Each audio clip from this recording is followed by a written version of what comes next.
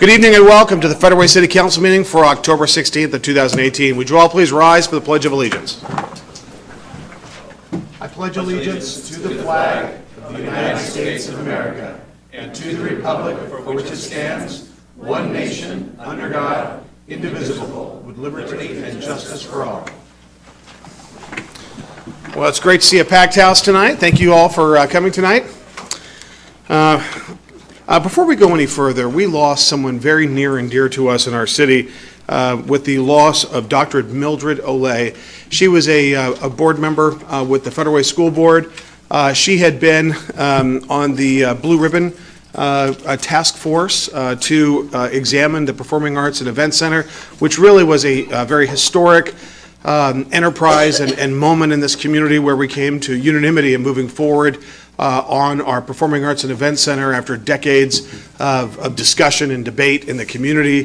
But more importantly, she was an educator, and she loved this community, and she loved to educate, and be it in South Seattle Community College or Walla Walla or around the state, Dr. Ollee was a tireless advocate for higher education and for education in general, and it was altogether fitting that her last role in the community was as a school board member, really helping out with those 23,000 scholars who fill our schools and whose hearts and minds are filled with dreams for the future. And so we are really saddened by her loss, and I wanted to put this on the agenda and observe a moment of silence in Dr. Ollee's memory.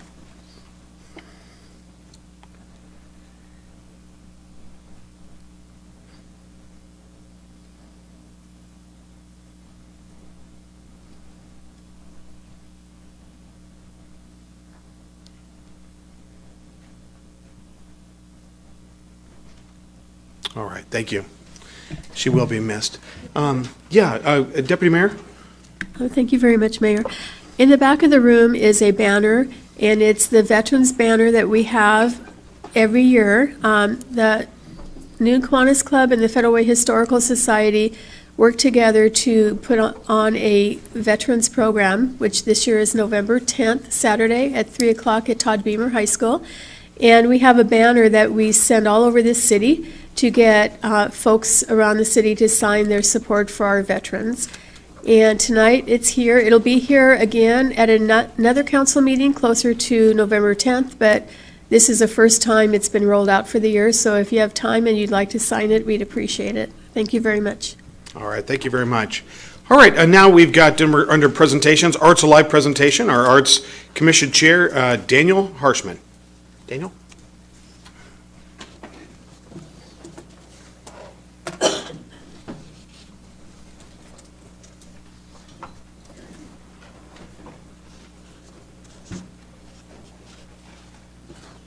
Good evening, Mayor Farrell, council members, and members of the public.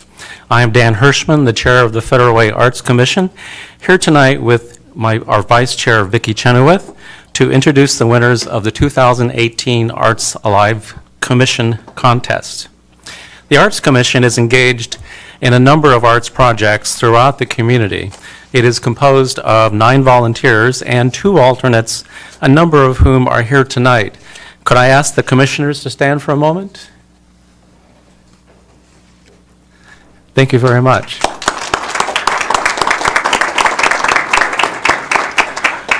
One of the tasks of the commission is to maintain our city art galleries, one located at Dumas Bay, the other right here in City Hall. Artists are chosen by application through the commission and also through an annual competition done each fall called Arts Alive. In the Arts Alive competition, there are 3 winners, one chosen by a popular vote, another by the commissioners, and finally one selected by a recognized judge in the local arts community. The People's Choice winner receives $100. The Commissioner's Choice winner receives $150, and the Juror's Choice winner receives $200, plus an exhibition in City Hall the following year. I'd like to announce the winners at this time and ask that they come forward to receive their awards.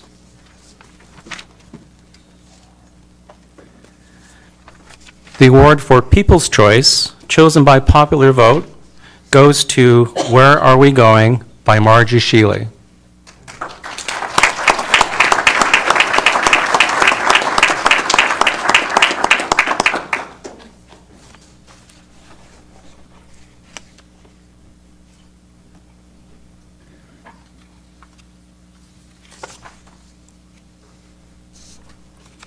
The Commissioner's Choice Award goes to Underwater Fun by Mila Montgomery.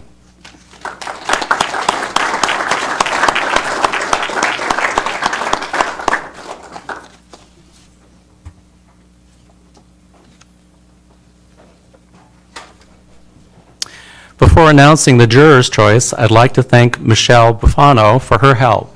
Michelle is the Executive Director of the Chihuly Garden and Glass. She was our jurist for this year's competition. Now, the winner of the Juror's Choice Award of $250 and a gallery exhibition in City Hall for 2019 goes to Elder by Olga Gavrilovsky.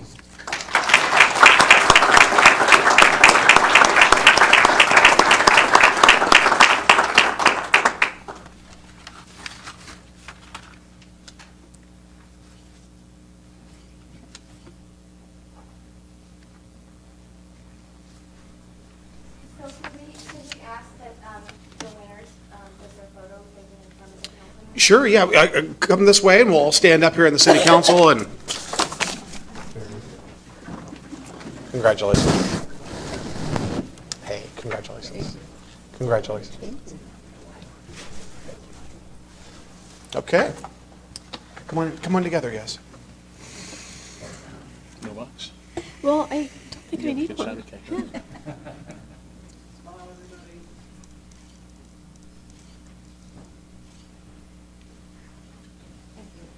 All right, thank you very much. Thank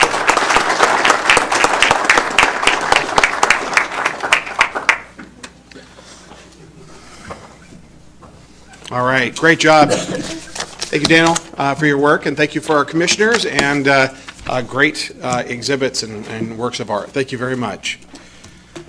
Okay, now proclamation for Domestic Violence Awareness Month. Deputy Mayor to Janet Chance, our Federal Way Domestic Violence Task Force. Thank you. Would Janet and any other members of the Federal Way Domestic Violence Task Force please come to the podium?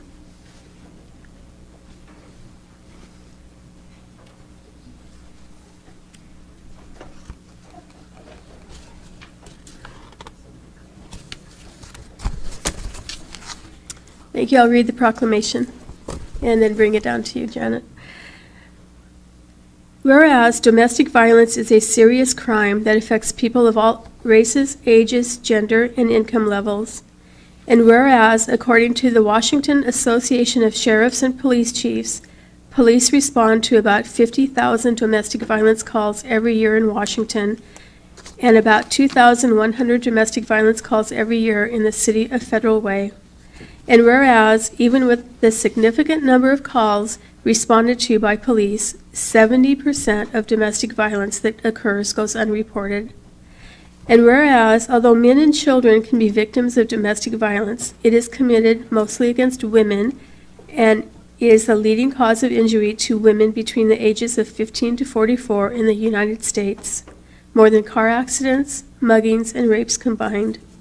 And whereas children that grow up in violent homes are believed to be abused and neglected at a rate higher than the national average, and children that experience domestic violence are impacted in their education and are more likely to continue the cycle of domestic violence in dating relationships as youth and in adult relationships. And whereas medical expenses from domestic violence total at least $3 to $5 billion, and businesses forfeit another $100 million in lost wages, sick leave, absenteeism, and non-productivity. And whereas, in response to the prevalence of domestic violence in this community, the Federal Way Domestic Task Force members have been working toward promoting prevention, victim safety, community awareness, and abuser accountability through organization, education, and outreach. Now therefore, we, the undersigned mayor and city council members of the City of Federal Way, do hereby proclaim the month of October 2018 as Domestic Violence Awareness Month. And we urge our citizens to recognize this critical problem facing our entire community, work to prevent domestic violence, increase services to domestic violence victims and their children, and continue efforts to eliminate this crime, which affects all of us in this community, our state, and in our nation.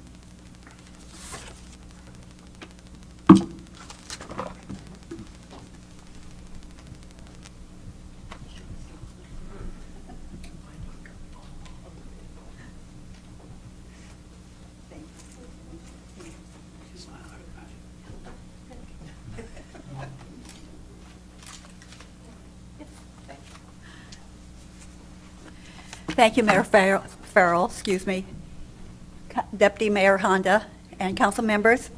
Once again, we thank you for recognizing October as Domestic Violence Awareness Month. The mission of the Federal Way Domestic Task Force is to provide education, assistance to eliminate the devastation and the hurt inflicted upon loved ones, especially the trauma brought to our children. We're currently updating our domestic violence resource information booklet for our teens. With the help from the St. Francis Hospital, they're planning on printing this for us. We hope to have it in circulation, and we'll distribute to our schools and to our libraries the first of next year. Our task force members our task force members include community leaders who deeply care about your safety. This group is highly respected in our community. I thank you. If you'd like to join us for any meetings, we meet the fourth Friday of each month here in the council chambers at noon. We'd love to have your input, and any help would be appreciated. Thank you, everyone.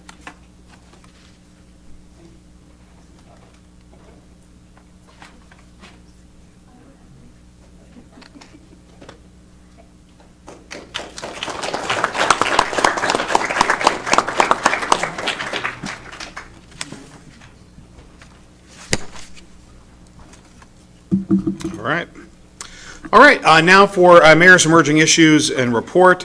We had the Communities and Schools breakfast last Friday. That was just a great event. It was over at Todd Beamer High School, and really an opportunity to talk about the great things that the organization of Community Schools does for our community.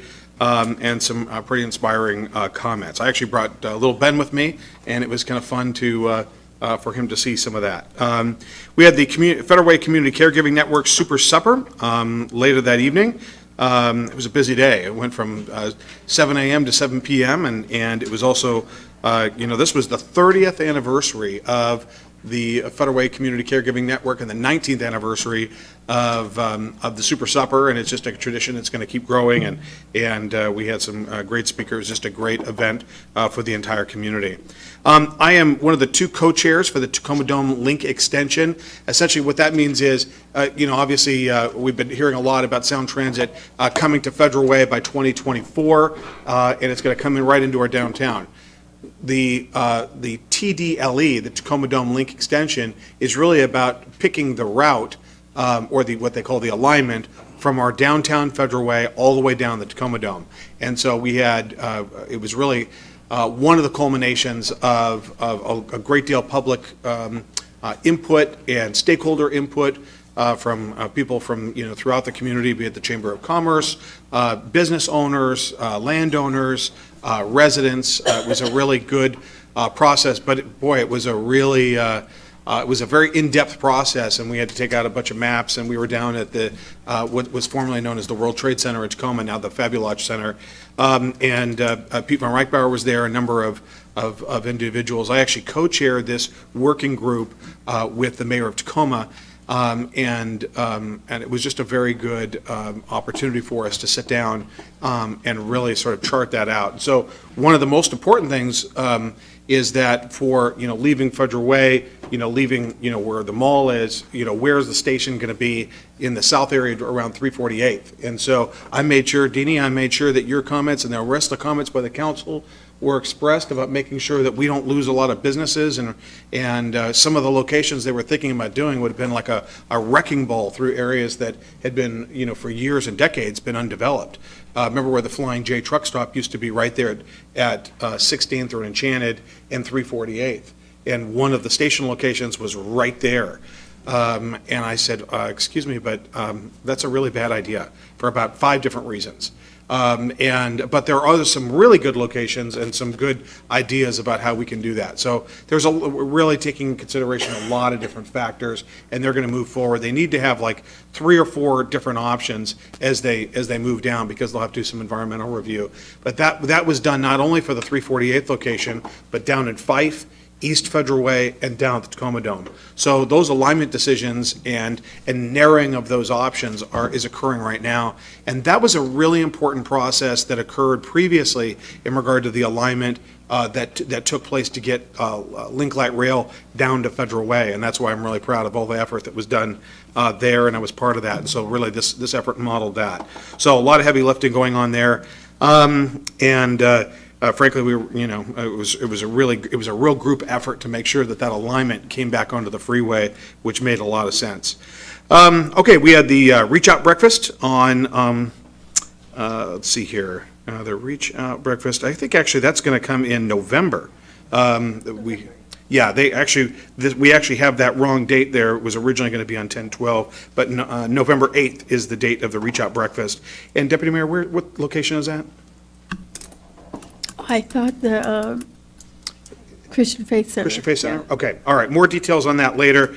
They do a lot of great work for, the homeless and the less fortunate in our community. We had a compost and gardening event this past Saturday where Cisco Morris came to town, and I couldn't help it. I had to say, ooh la la. I was just going to say, ooh la la. I just couldn't help myself. It was really fun. And it was a great event. I saw several council members there. Waste Management was there, and really just talking about gardening and composting. And I really have to say thank you to our recycling folks that were and our Waste Management folks here that were able to really have a great event for the public. So that was good. Upcoming events: we've got the Multi-Service Center Help Luncheon on October 18th, and we've got the Tricks and Treats Fun Fest on the 27th, and that'll be a lot of fun for the kids over at the community center. So, and if you want any details about that, I would go to the website, itallhappenshere.com, I believe. Okay, so with that, we're on to the council committee reports, and we've got first the Finance, Economic Development, and Regional Affairs, FEDRAC. Dean. Thank you, Mr. Mayor. I'll be brief. The main things that we talked about at the last FEDRAC meeting on the 25th was the South King County Homeless and Partnership was presented to us. We didn't take any action there. We felt that should come to the full council for discussion. We accepted a $100,000 grant for signage at the PAC and authorized an interfunder loan to the PAC. Also, structure in South King County to address affordable housing and homelessness. And at our next meeting, we will discuss the retail marijuana industry potential for Federal Way as a means of bringing money into our city instead of having it always go out. The Revenue Enhancement Committee meeting was held, and we went through all of the suggestions from the first meeting, and we characterized them as whether they would be most likely to increase revenue, likely to, and unlikely to. And as soon as we get the minutes from that meeting, I will have it sent out to all the program directors here, as well as the board of directors for the Chamber of Commerce, to get their feedback. I guess we'll give you a copy too, Mayor. Thank you. So the next meeting on that one is the 29th of this month at 5 p.m. And because we have a lot of people here, and I think the most important part of the business coming up is citizen comment, so that's the end of my report. That's right, that's right. You know, it dawns on me, actually, we've got quite a number of folks that are here. I would imagine we're working hard during the day and have to work early tomorrow. Council, will it be okay if after we handle the consent agenda, is it possible to move the apprentice requirements to just pull that out of order and call that out of order? We have quite a number of folks in the audience that are here for that. Mr. Mayor, I'd Yeah. move that we go ahead and move item B Right. up to become a new item A. And I'll Okay. second that. All right, so there's been a motion, a second, to essentially make sure, got a lot of folks here on one particular item, and I don't want them to wait, we don't want them to wait too long. There's a motion and a second. Yes, it's under 7A right now. Well, we've got, actually, you've got, it's 6B Six, is the resolution. So they're actually two separate things. One is a mentorship program on business, and the ordinance that's related to the apprenticeships is Yes. is 7A. Oh, I'm sorry, 7A. Yeah, Okay. so I'm talking about moving 7A up essentially to the first item of council business, just to make sure that Okay. we address that. Legal counsel call, is there any issues with that? No, council can move it if they want. Okay. Very good. There's been a motion and a second to move that up in consideration for the number of folks here for that. Is there any discussion? All those in favor? Aye. Opposed? All right, thank you very much for your consideration. Councilmember Moore? Thank For you. lodging tax? Yes. Just because I see a lot of new folks, I'm the chair of the Lodging Tax Advisory Committee, so that essentially is your tourism committee here for Federal Way. And so, there's a lot of things that happen in the summertime, and we do a lot to bring in people from outside Federal Way into Federal Way to visit and support us. So this next meeting on November 1st, we are going to be getting together for a brainstorming session on how do we promote tourism between the months of November to right before we hit springtime, because we want to see people coming into our city at all periods of time. With that, I'll end my report. Thank you. Very good. Land use, Councilmember Copang. Yeah, I'll be quick here. We're going to be talking about Sacagawea and the sidewalk extension. We've got sidewalk by the field, we've got a sidewalk in front of the church, we've got to get a sidewalk that connects the two. So we'll be going through the 30% design report, and certainly would welcome any input from the community. Good news on traffic, the adaptive traffic signal control system there's a bid award process going on there, so actually we'll be able to see once that gets council approval. We'll just basically, if as long as it meets our expectations, we'll move that forward from land use to the full council for approval. But that certainly will help to move traffic through our city more efficiently.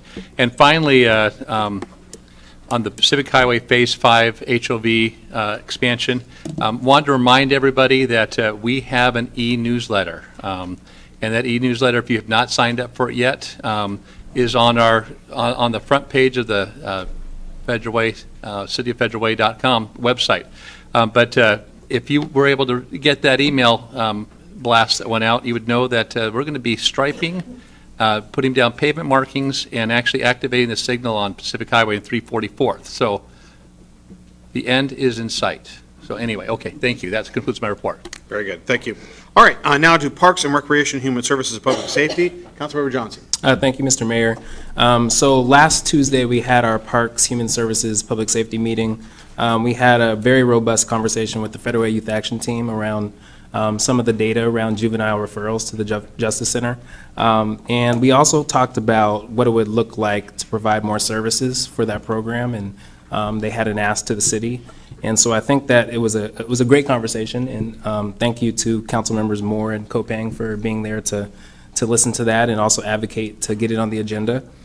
We also had a presentation from Chief Wong and Dr. McKenzie on the Chiefs Advisory Board. And I think that it was a great presentation. We were looking at the potential of expanding that group and enhancing that group. So I think we had a pretty robust conversation, I would say. And then the last piece was an update from the Homelessness Task Force. So the hardest working man in government, Yarden, came again and did a great job. And as we draw closer to the final recommendations, the conversation continues around that group. So I think it was a good report. Our next meeting is Tuesday, November 13th from 5 to 7 at the High Lobos Room here in City Hall. Thank you. Yardnet nickname's going to stick. We got to put it on your door. So, all right. All right, Deputy Mayor report. Thank you very much. As many of you know, we have city commissions, which are volunteers that live in the city and can apply to be on a commission. And these commissions give the council and the mayor advice and suggestions. And we have openings for the Diversity Commission, the Independent Salary Commission, the Civil Service Commission, and the Youth Commission. And if you're at all interested, and we hope some of you are, you can ask any of the council members or the mayor for information on what these commissions do, and our city clerk, Stephanie Courtney, can also help you. But you can go online and apply, and we are very hopeful that we have a rush of people to apply for these positions. I'd also like to say that the council members are really busy studying the proposed budget. We've had several meetings already to discuss the budget, and the budget is for the years 2019 and 2020. But as a council, we want your thoughts and your ideas and your suggestions. And so I would ask that you come to our next council meeting in which we will be discussing the budget, which is potentially next Tuesday. We'll be discussing that later today, and it would be after the FEDRAC Council Committee meeting, so it would be around 6 p.m. And we may also have a budget meeting on October 30th at 6 p.m. So if you have any questions, any concerns with the budget, we would really like your input, because as the mayor often says, we work for you, and we don't work in a vacuum. We do need to hear what our citizens are interested in. Thank you. Well said. All right, thank you. Now for the most important part of the evening, public comment. I've got the pink sheets. Everybody knows the rules. 3 minutes unless you're speaking for 5 individuals who are present. And we all know the rules regarding, the content and all that. So why don't I call out a couple of names so people can get on deck. We've got Dana Holloway first, then Ron Campbell, and then John Michael Hicks, Dale Bright, Jimmy Hahn.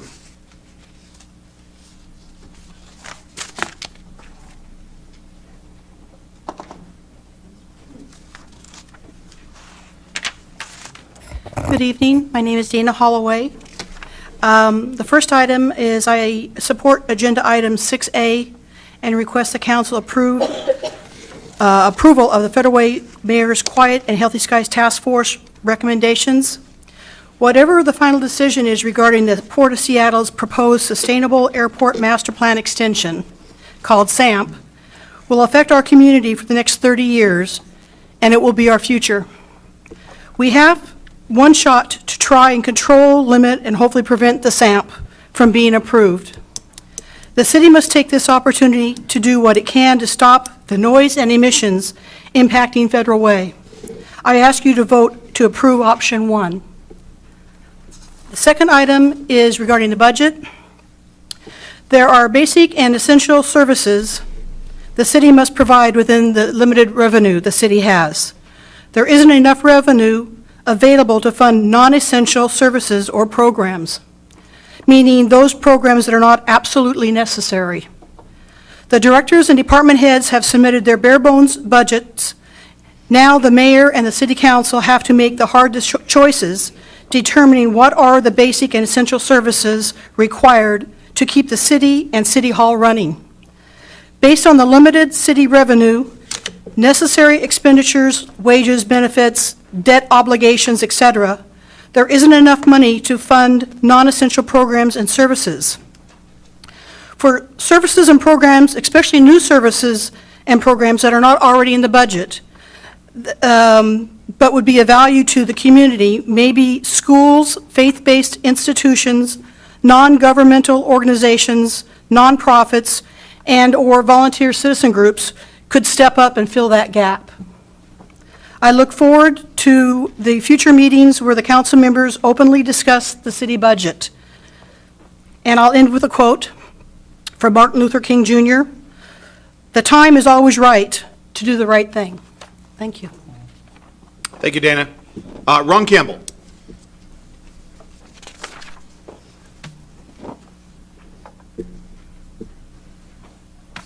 Council members, attendees, thank you so much for having me come here. My name is Ron Campbell. I'm the president of the Grouse Point Homeowners Association, and I'm here to address the issue of the Light of Christ Center that's being proposed across the next couple of years. And my own background, I graduated from seminary, pastored churches for around 20 years, and our churches were ordained, and our churches were in low to middle class America. That's where a lot of people live, and the needs were very, very apparent the needs that we would be addressing through the Light of Christ Center as well. Tonight, however, I'm putting on a different hat, and I'm here on behalf of the 72 homeowners in the Grouse Point Homeowners Association. We had our annual meeting here a week or so ago, and the concept, which is brand new to us, of the Light of Christ Center for Transition Ministries came up, and there was substantial discussion on it. And it came as quite a surprise to the people, the attendees who were there. We have covenants, conditions, and restrictions, CCNRs, as most homeowner groups have. And in the very beginning of our introduction, it states the purpose. And the CCNRs are for the purpose of protecting the value and the desirability of the real property. And in the midst of our discussion, it was very hard for most of the people there to see where the Light of Christ Center would enhance the value of the property or the desirability of it, particularly in terms of safety. And I wouldn't speak for single dwellings outside of our own association, but it extends, those kind of dwellings extend quite a ways beyond.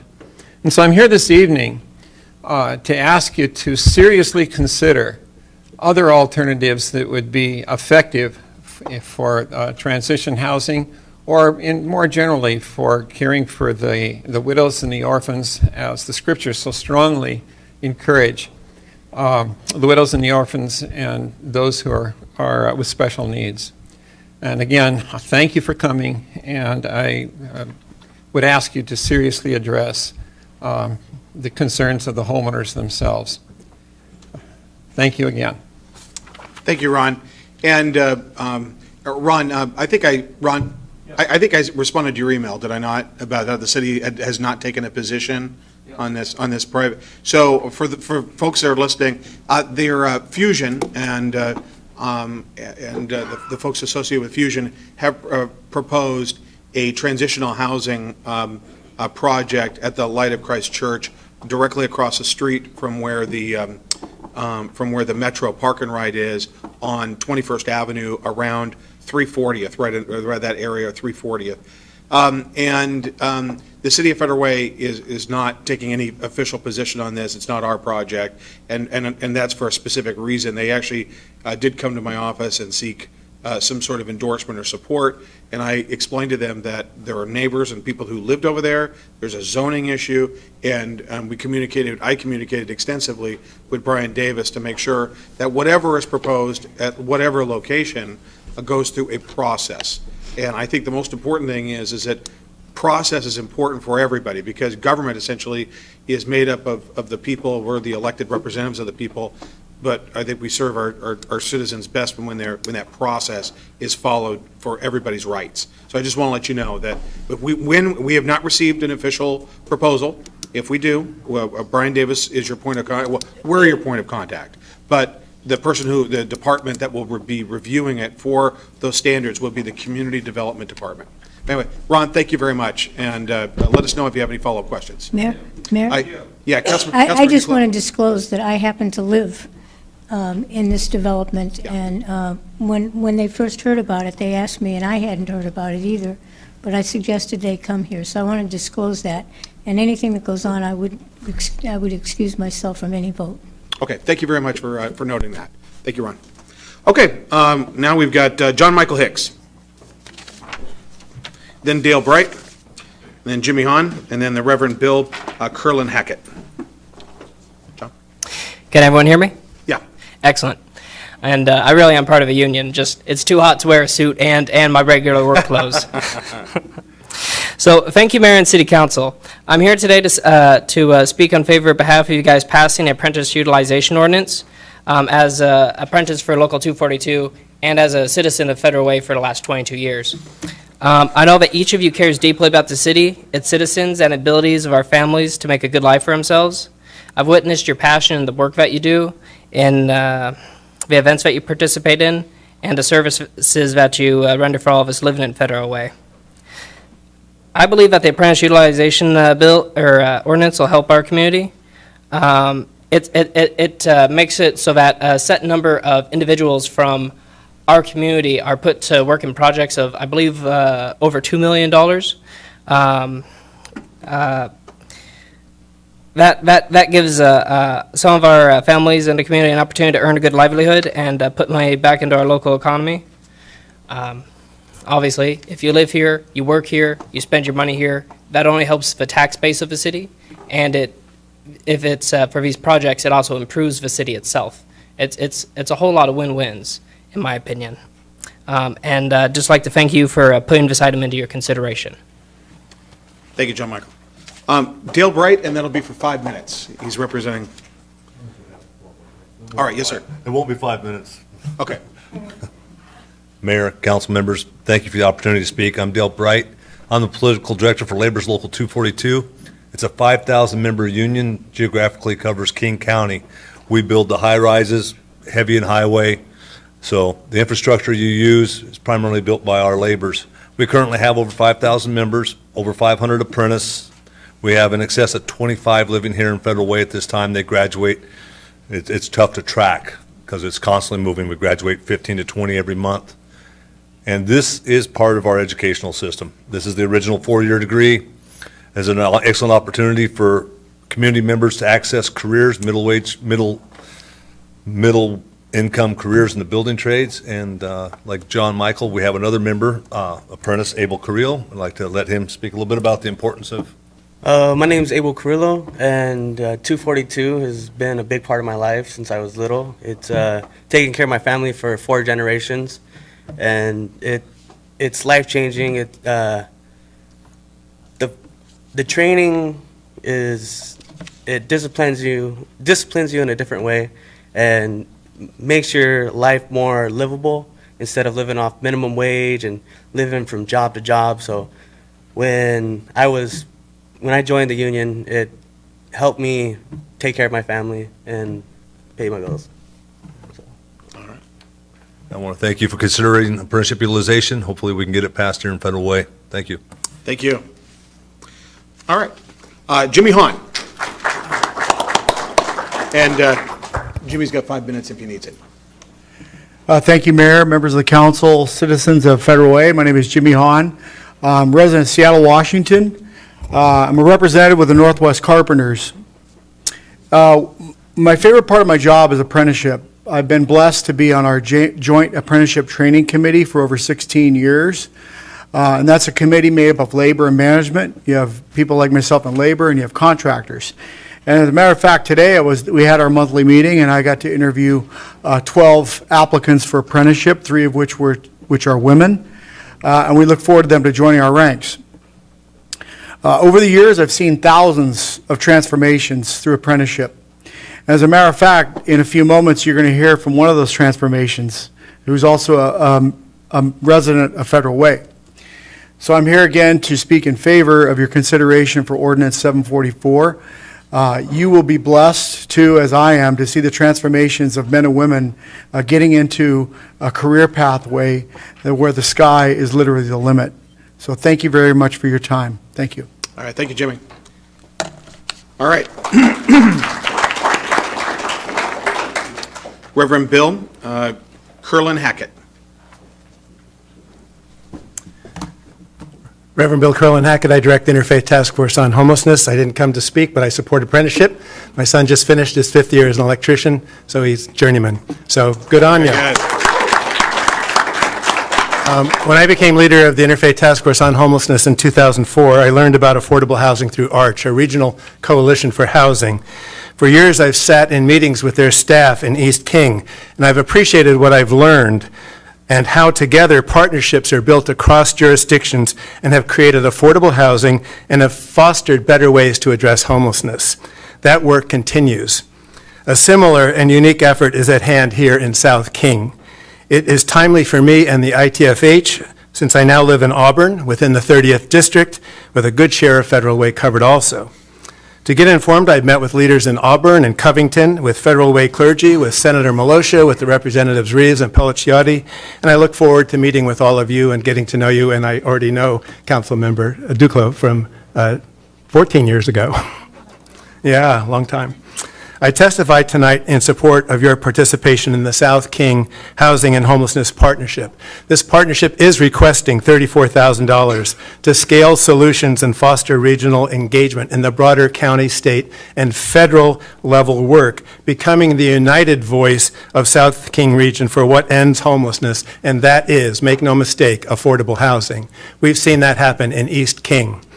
Why do I advocate for your support? Largely because this effort reflects my most used challenges in all we do to end homelessness and develop needed affordable housing, and that is innovation and collaboration.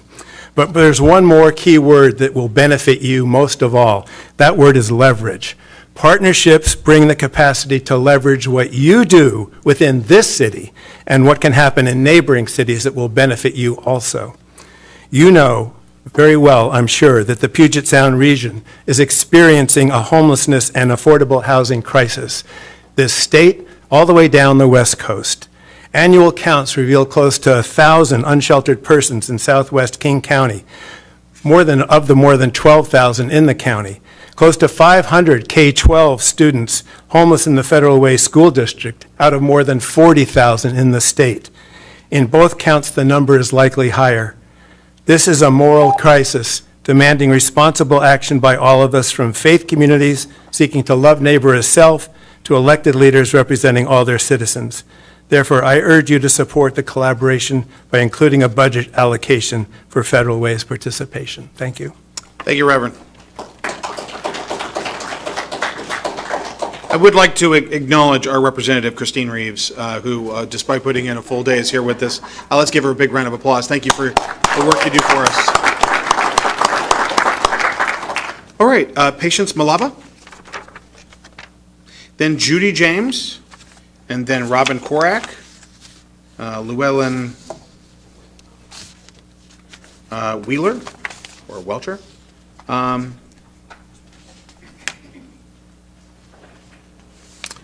Good evening, council members and mayor. Thank you for this opportunity to comment. I am Patience Malava. I am with the Housing Development Consortium of Seattle-King County. I am the advocacy manager, and I'm back here today to encourage you to participate in the South King County Housing and Homelessness Partners Collaboration for a few points. And I want to start with just pointing out that the challenge of focusing on numbers always defeats the purpose of us being a community. And when we look at numbers from the countywide policy planning from 2016 and before, we will see that as Federal Way and other cities in South King County, we were able to meet the 30 to 80% area median income housing production, which is great, and these are buildings that are within our communities. But all of that data is not commensurate with the current scope of challenge that we have. And the most recent data that is reliable and is considering people and their families is the Regional Affordable Housing Task Force numbers that were produced through a very intense process of engaging with various jurisdictions. And those numbers today show us that there are households within South King County, 42,700 households that are paying more than half of their income towards housing. And these are people living within our communities. These are people struggling to stay housed, working 2 jobs to stay housed. And looking at those numbers, they are across South King County. They are not just in Federal Way. That means they are within your neighboring cities and within Federal Way as well. Looking beyond that, there's about 3,700 of our neighbors who are unhoused within South King County. We also must recognize that additionally, for us to meet our housing needs and also to address the homelessness challenge that we have, as South King County, we need to produce 54,700 additional homes today for us to be able to meet that challenge. And for us to get there, it's going to take collaboration. It's going to take us seeing ourselves beyond silos as cities, but beginning to realize that the challenge that we face is not one that we can solve on our own, but it's one that would require us to all work together. And as Bill said, leveraging on our resources and leveraging on the ideas and some of the solutions that we already have existing is something that would take us to the next level of addressing this challenge. Thank you. Thank you. All right, Judy James.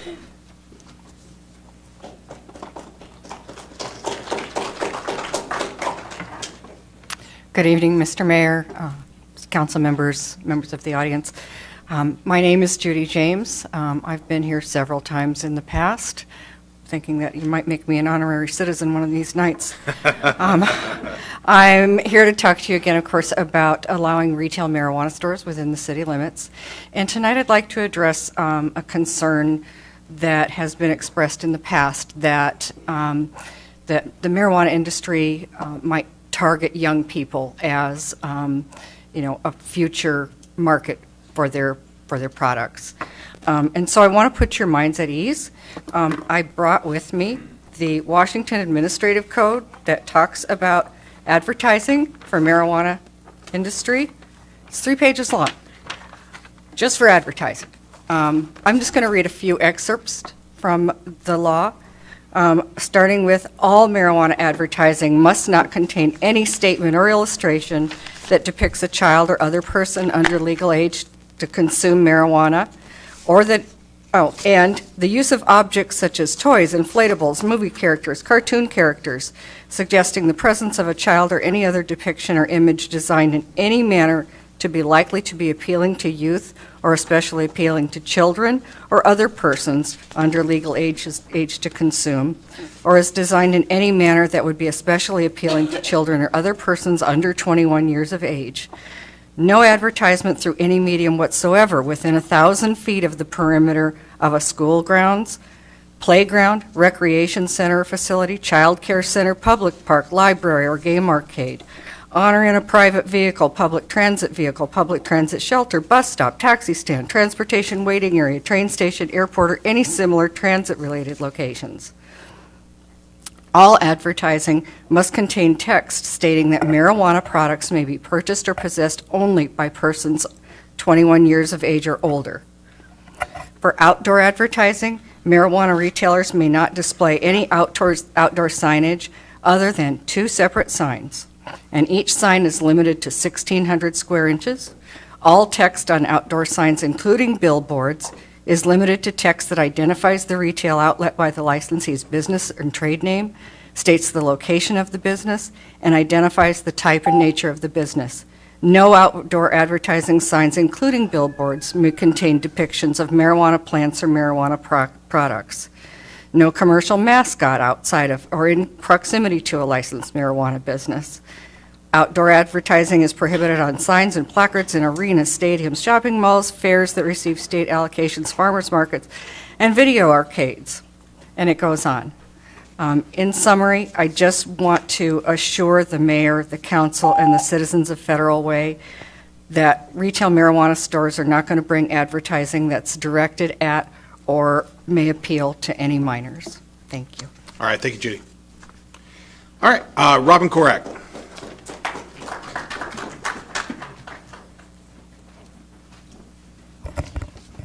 I'm Robin Korak. I'm with the Multi-Service Center. Mayor Farrell, Deputy Mayor Honda, and Federal Way City Council members, thank you for giving me the opportunity to speak, and also thank you for mentioning our luncheon this week. I appreciate that. I'm here today in support of the South King County Housing and Homelessness Partnership, which the city is being asked to join. As you know, we're experiencing a crisis of homelessness not only in Federal Way, but throughout South King County. With the increase in the cost of housing, we have seen an increase in homelessness in our community. And while nonprofit, faith-based, and other community organizations work diligently to address this need, the need far exceeds the capacity and resources that our organizations have. Having safe, secure, and affordable housing, affordable permanent supportive homes, transforms lives and allows individuals to stabilize, to contribute to their communities in positive ways, and to be more successful in fulfilling their human potential. And when individuals are successful and stable, and when they have the ability to fulfill their potential, we all benefit. The community benefits and thrives. And as the CEO of the Multi-Service Center, I have seen this happen firsthand, time and time again. Being part of a regional approach, in my opinion, is key to any city's success in effectively reducing the population of individuals experiencing homelessness. We know that the location of many of the people experiencing homelessness fluctuates throughout South King County as they move to and from communities within South King County. By being part of a strategic, collaborative, regional approach, we can better leverage our resources and have a stronger, more effective collective impact on reducing homelessness in Federal Way and South King County overall. And by investing in this collaborative approach, it will not only help the general health of our community, but it will help the fiscal health of our community. As one example, a reduction in homelessness also positively impacts our local businesses, thus contributing to increased economic development. So I therefore strongly urge you to support and participate in the South King County Housing and Homelessness Partnership. Thank you. Llewellyn Welcher? Or is it Wheeler? It's Wheeler. Sorry. Hi, my name is Llewellyn Wheeler. I'm a current resident of Federal Way, Washington. I also grew up here in Federal Way. I had my son at 18 years old. Like any other person in high school, I thought I was invincible. When that happened, my family said, you need to figure this out. We are not going to raise this child for you. You will figure this out. So I joined Union. And, well, actually, at first I joined the ANUA program. I don't know if you've heard of the ANUA program. It's a pre-apprenticeship program, great program. The one I did was 6 months long, and it gave me the strength and the physical fitness, the math. It gave me everything I needed to go join a union. So I joined the Carpenters Union, which basically made it to where I could raise my son, who is now a carpenter. We'll get to that in a second. But I raised my son by myself. Now, granted, there were times where I wanted a man in our lives or I wanted to date, but it wasn't a need. So I was able to show him healthy relationships. I was able to bring those. So I came from Federal Way High School into welfare, and I've even been in domestic violence situations. And I came from those situations and was able to scoop myself up and say, no, enough is enough. I'm going to be a carpenter. And I was able to raise a strong young man that by no means is he a mama's boy. Well, maybe in a good way. But he can hold his own and build things and go to school and hold his head high. And I'm very proud of who he is on the inside and the way he holds his head. He graduated from high school, and about 11th grade, we were looking at football scholarships. And he was best on the line, best on defense, and I'm not going to talk too much about football. He's laughing over there. He was just amazing at football. He would get all these state awards for being amazing at and aggressive and just tough. But the colleges weren't looking at him because he's small. I make small children. So the best he could get was a D2, but then he's like, I don't want to go to college. I really don't want to do that. I want to go to an apprenticeship, and I want to earn that money.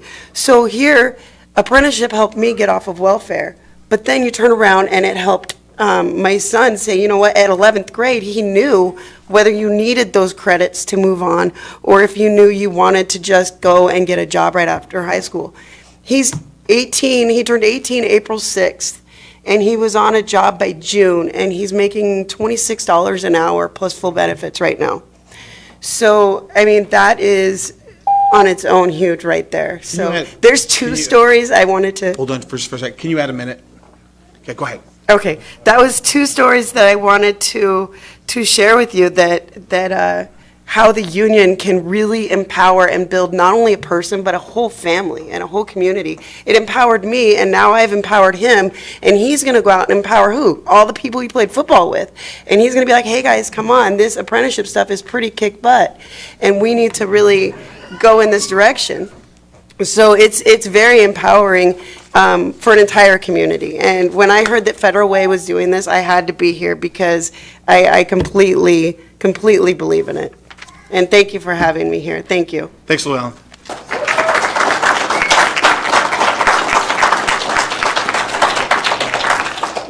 Now that's a testimonial. Way to go. Thank you very much. Jodine Romaine Stout. I hope I came close. I've been studying this for the past couple minutes. How'd I do? You got it right. Ah. I'm Jodine Romaine Stout. I'm the pastor of the Sunrise United Methodist Church, which is down on 356th Street. I'm here to support the South King Housing and Homelessness Project. Nancy Furry Clark, pastor of a different church in town, was supposed to be here, but she's unfortunately sick and not able to be here. I have the wrong email to read. Let me see. Because I was Actually- not planning on doing it, she was. Jodine, Jodine, why don't we do this? Can you please restart the clock? Let's, as they say in the movie business, take two. Thank you. You're welcome. I'm, again, pastor at Sunrise. A group of faith leaders around town have been learning about the South King County Multi-City Partnership for Advancing Affordable Housing that Federal Way has been invited to join, and it's the South King Housing and Homelessness Partnership. And currently, I understand Federal Way is among one of the only cities in South King County that is not yet committed to partnership, though I know you've been talking about it. And as we've learned more about the project, it's clear that there's support in the faith community for the city joining the partner. Several clergy have already contacted the mayor. The ones I know about are from Christ Lutheran, Good Shepherd Episcopal, Wayside United Church of Christ, Sunrise United Methodist Church, that's my church, and Federal Way United Methodist Church. I don't know if others have also contacted you or not. We're wanting to express that both our support, but also that this is going ahead with or without us, and we can only tackle the challenges of housing and homelessness as a region. Federal Way is not an island, that we are part of this region of South King County, and that the homeless people travel back and forth across city jurisdictions, and so the solution needs also to be a coordination across jurisdictions. And we're being asked, Federal Way as a city, to contribute $34,000 to support this partnership, and we believe it will be a benefit to the city confronting housing crisis in a way that brings justice. And I would like to call on the city council to work to amend the proposed budget to include this, and to include this form of justice in what our city does together. Thank you. Thank you very much. All right, Mr. Lamont Stiles, and then Sonetta Hunter. And that's going to be the last of the pink sheets that I have. Mr. Stiles? Hello, everyone. All praise to the Most High for letting me be here today. I'm going to keep it short because I don't want to, I got my son with me today. But yeah, I just wanted to touch on a couple of things. It's great to see these brothers and sisters here pushing for the apprenticeship. For sure, when we go out to the schools, this is what the kids are saying. They're saying that they want, everybody doesn't go to college, man. It's not a reality for everybody. So this is definitely a step in the right direction to catch those kids that fall through the cracks of academia. Also, I'm a barber. Trades it saved my life. I almost went into, I want to be a carpenter. Bible story, Jesus was a carpenter. I wanted to be a carpenter when I was a kid. So barbering just took my heart, and I still love it. But the kids, this is what they want, man. The youth, the community. Invest in the community. That's what I've been saying the whole time. Invest in the community, and we'll get something back. I just wanted to talk about the budget for a second, because to be honest with you, we made some decisions, man, to be honest with you, that could fund all of this stuff. You know what I'm saying? Like, we have to be more better stewards with the city's money. You see what I'm saying? Like, like I said, I go back to SCORE, I go back to different things that we invested in. You know, I'm all for partnerships as long as we're not paying $1 million for the next 21 years. You know what I'm saying? Like, that's not a partnership that we want to do. And, you know, we want to look at everything that comes across the table, but, you know, let's be good stewards. As far as like the police oversight, police budget, I mean, I'm talking about 53%, man. You know, you add the courts in there, like, I beat the pavement. I'm in the streets. I'm in the community. We just broke up a fight over at the EX3 today, man. Like, this is constantly and overwhelmingly the people that, like, Louis over at the EX3, like, man, these guys is underpaid, man. Like, they're risking their lives for this stuff. And we're talking about program, and we're just getting more police. You know what I'm saying? And it's a balance. There is a police presence that needs to be done, but there are multiple ways to fight crime and homelessness. So hopefully you guys will invest in some of these programs that are coming across the table. Council accountability. I'm kind of getting used to the dictatorship. I mean, the government that's going on here. I'm trying to figure out how and who has the, you know, and it's like, how do we hold people accountable? Zero-based budgeting, yes or no? If we do a homeless task force or a violence prevention task force, are we going to listen to the recommendations, or are we just going to bypass it? A day has said over and over again, I tell them. I'm like, well, who's listening? Where is the accountability at? So. Thank you. All right, Sonetta Hunter.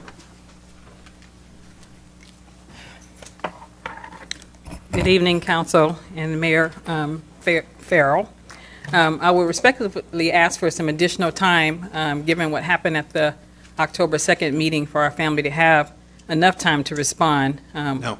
Okay. You've got 3 minutes. All right. That's not fair, but okay. I'm sorry. Restart the clock. We have rules. There are rules. The rules were we weren't going to discuss the case in the council meeting, and that's what happened. So, okay. So we're here once again to declare that we're not your enemy. We come here peacefully asking the city to look at the officer's behavior, show some level of remorse for what has happened to our son, at least consider some resolution. But for whatever reason, the city decided to break its own rules and have a full discussion regarding our case with no notice to us whatsoever. We get 3 minutes, and the city took well over an hour to defend itself. We are not interested in playing ping pong with the city. I wrote the chief before trial and told him that we forgive the officers for their behavior that day. We're not missing heaven for anyone. I also wrote a letter to the city attorney and asked him if I said anything to offend him to forgive me, and neither one of them responded. And Jim, when we first brought this case to you, you were concerned about it. And so for you to go from that level of concern, you know what you said to us, to now where you won't even have a conversation with us is really sad to me. The city said that we believe every word that came out of our son's mouth. That is not true. The day after this incident, we went to the store, we talked to the clerk, she didn't know who he was, and she told us what happened that night, that she did not trespass our son. We then went and got a police report because we wanted to hear what the other side was saying. We stood in the lobby, an officer came up to us, said, "What are you here for?" We told him. He said, "Ma'am, if anybody asks me, I'll deny it." He said, "But I'll tell you right now, I believe everything your son said because these officers have a history of excessive use of force." An officer, their own colleague, yeah. And, you know, the city attorney showed these photos of the scene. Would you hand those out? But he did not show you the photos that the police officers took of my son standing exactly where he was supposed to stand. He also didn't show you photos of a man inside one of the vehicles that the police didn't bother to ask one question, who he was, why he was there. He's in the car, but he's not obstructing. He's not in the way of the police. They also didn't show you other bystanders standing on the scene. No questions, nothing from these people. But my son was arrested for trespassing. When the judge did rule the trespass was illegal, the city attorney is well aware of that. You cannot trespass someone without the store's permission. And then to say this woman is not credible, that she doesn't know, she's confused, She's 70 years old. She doesn't know us. She has no reason to tell a lie. Hold on, Sonetta. Go ahead and add 2 more minutes. Go ahead. You've got 2 more minutes. Okay. And then the city attorney says that my son's behavior was odd. The police report says that Officer Durrell wrote in the report that my son said he was just trying to help the man out. The man asking for his wallet, and he said that he was just trying to help him out. If he wanted to steal, he would have stole before the police got there. They were on the scene, moving debris, directing traffic, trying to be assistance. They kept the drug driver at the scene, which if they hadn't, there wouldn't have been a case. And I would just encourage the council to please read the trial transcript. Yes. Don't take our word for it. Don't take their word for it. Yes. Read it for yourself. The facts are in there, and then you can decide for yourself. And if the clerk trespassed my son, why is the police officer's name on the trespass notice and not the clerk? And why is there no statement from her? You have to have permission. Why didn't they take a statement from her like they took statements from everybody else? And so they kept saying that race was an issue. Race was not an issue. We weren't allowed to argue race. And if you look at the transcripts, you will see that. The police officers testified that they arrested my son because they thought they weren't going to leave. I heard Councilman Dini say, oh, when the police tell you something, just do it. They did do it. He said, you have to leave. They said, I want to make a phone call. The police testified, they said, too late. Because they thought they weren't going to leave. They decided to arrest them. The police were behaving, I got to go fast, malicious that night, and these are the reasons we say they did. They towed our car, which was against policy. They let a drunk man stumble off the scene. They didn't know where he was going, get in a car, hurt somebody or whatever. They lied on the store's clerk. They could have wrote my son a ticket. They didn't have to arrest him. It wasn't a mandatory arrest. And all of these things show the police maliciousness. And I hate that I'm having to rush through this. It's not giving us fair. The last thing I'll say in my last 30 seconds. Senator, how much more time do you need? Well, I skipped over it. I was probably another 3 minutes. Okay. Please add 3 minutes. Let me just say, Senator, we do have, I was looking at the council rules. We do have council rules in regard to this, but I want to make sure out of fairness you get to say what you came to say. So go ahead. Well, if I'm disobeying the rules, I apologize. No, it's okay. It's not about that. It's just, I just wanted to, we normally have, it requires 5 people who are present to go with 5 minutes or to represent a bigger group, but this is more important, and go ahead and say what you want to say. Okay. So the city attorney indicated that our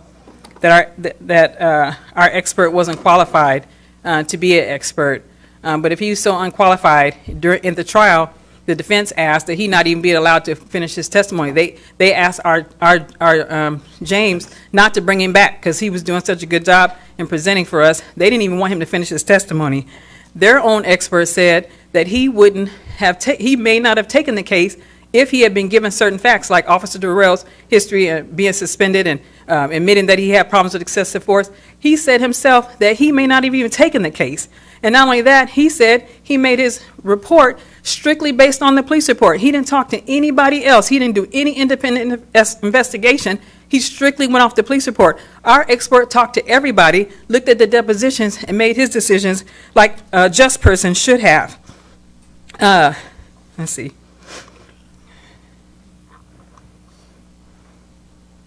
The defense attorney also admitted in the trial that Officer Durrell was rude to my son and his friend when he first got on the scene. And they think that because my son was being a good Samaritan and Officer Durrell was rude to them, that they made up this stuff about him because they were mad about how he was treating him. That is not true. Officer Durrell testified that my son was not struggling with him, that he was not being assaultive. His level of resistance was tightening his muscle. Who doesn't tighten their muscle when somebody reaches out and touches them? If I walked up to any of you right now, reach for your natural response would be that. That is not resisting arrest. And if this is a standard in federal way for putting your hands around somebody's neck, standing in the parking lot, if standing in the parking lot longer than the officer wants you there is the Federal Way Police Department standard for putting your arms around somebody's neck, that's a scary day in Federal Way. My son could have died. A blood choke or air choke, both of them are dangerous and lethal. If you don't believe me, look it up for yourself. Officer Durrell admits he can't control his excessive use of force. He said it himself. He said they're trying to remove me from the 4 to the 1 to reduce my excessive use of force. His partner said, you can reduce your excessive use of force. He said, I can't control my excessive use of force because people are always trying to fight me. These are his own words. The former chief, the chief said that there only been 2 complaints. There have not been only 2 complaints against Officer Durrell. He's been sued twice. That's true. And the city's had to pay out money both times. And we gave you copies of the complaints against him. 3 from the nurses department, nurses at St. Francis, the elderly man that he arrested because he wouldn't give him information about where his son was. Walked in the man's house without a warrant. Police in 101 says you need a warrant. Everybody knows that. Crackheads know that much. The former chief had concerns. It's true, they do. The former chief had concerns. I gave you information about that as well.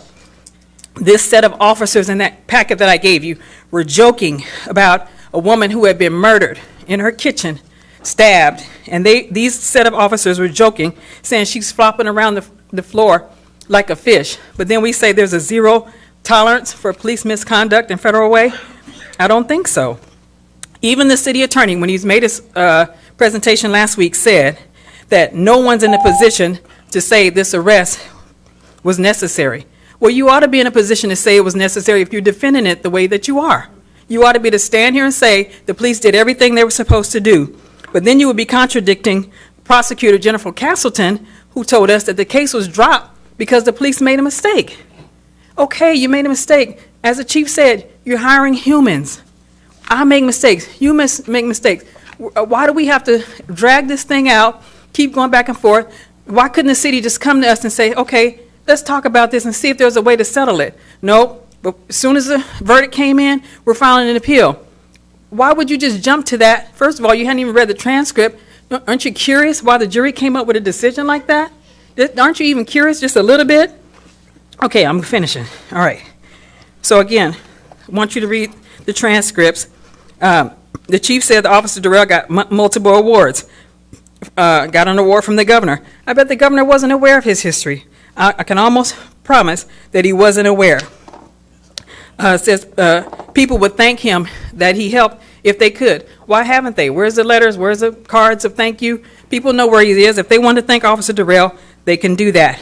And finally, the city hides are a lot behind this national accreditation. Sounds good. We got the gold standard of accreditation.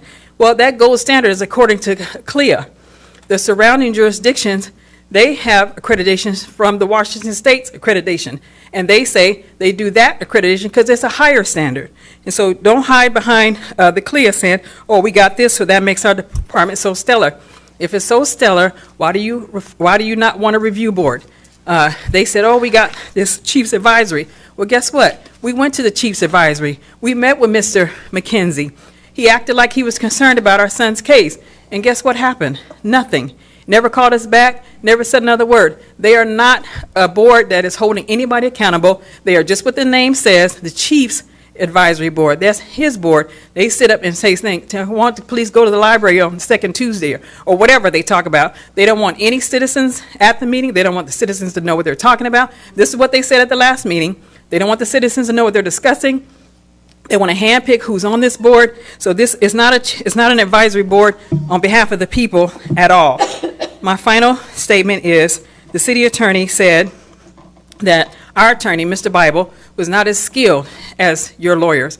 He was not as knowledgeable as your lawyers. Well, he's pretty good. He's very good. And if he's not very skilled and not very knowledgeable and he won the case, what does that say about your lawyers?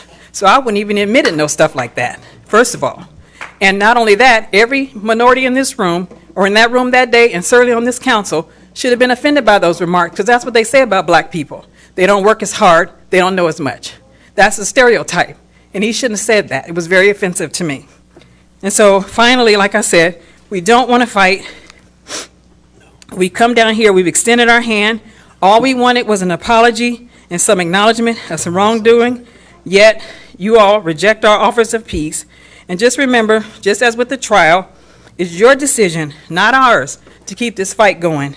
Our hearts and minds are clear before you and before our God.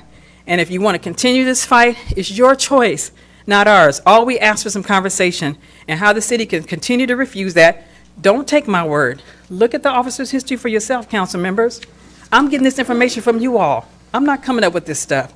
Read it for yourself, get the transcript, the city has a copy, and I ask you to make your own decisions. Thank you. Thank you, Sonetta. Thank you, Michael.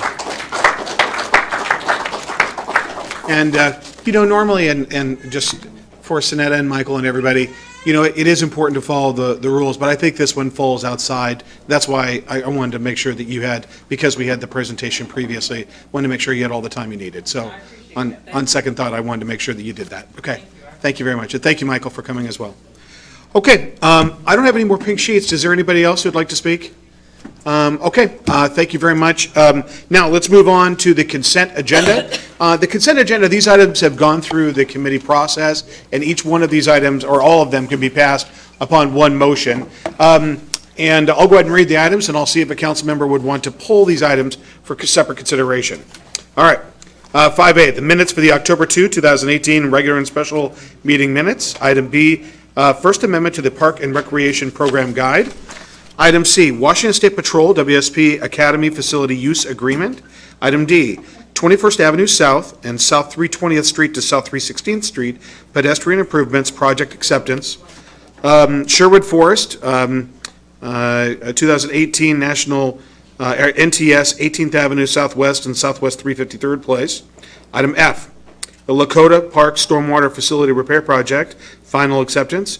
And item G, West Hillis Creek, South 373rd Street Gravel Removal Project, final acceptance.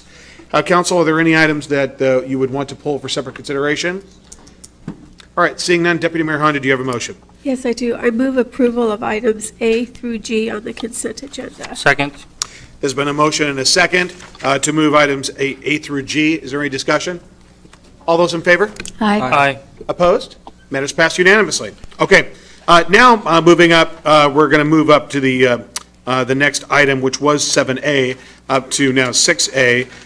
First reading of Council Bill Number 744, Construction Projects Apprentice Requirements. First, we'll have a staff report from Deputy Director of Public Works, Desiree Winkler, and then we'll go from there. Desiree, welcome.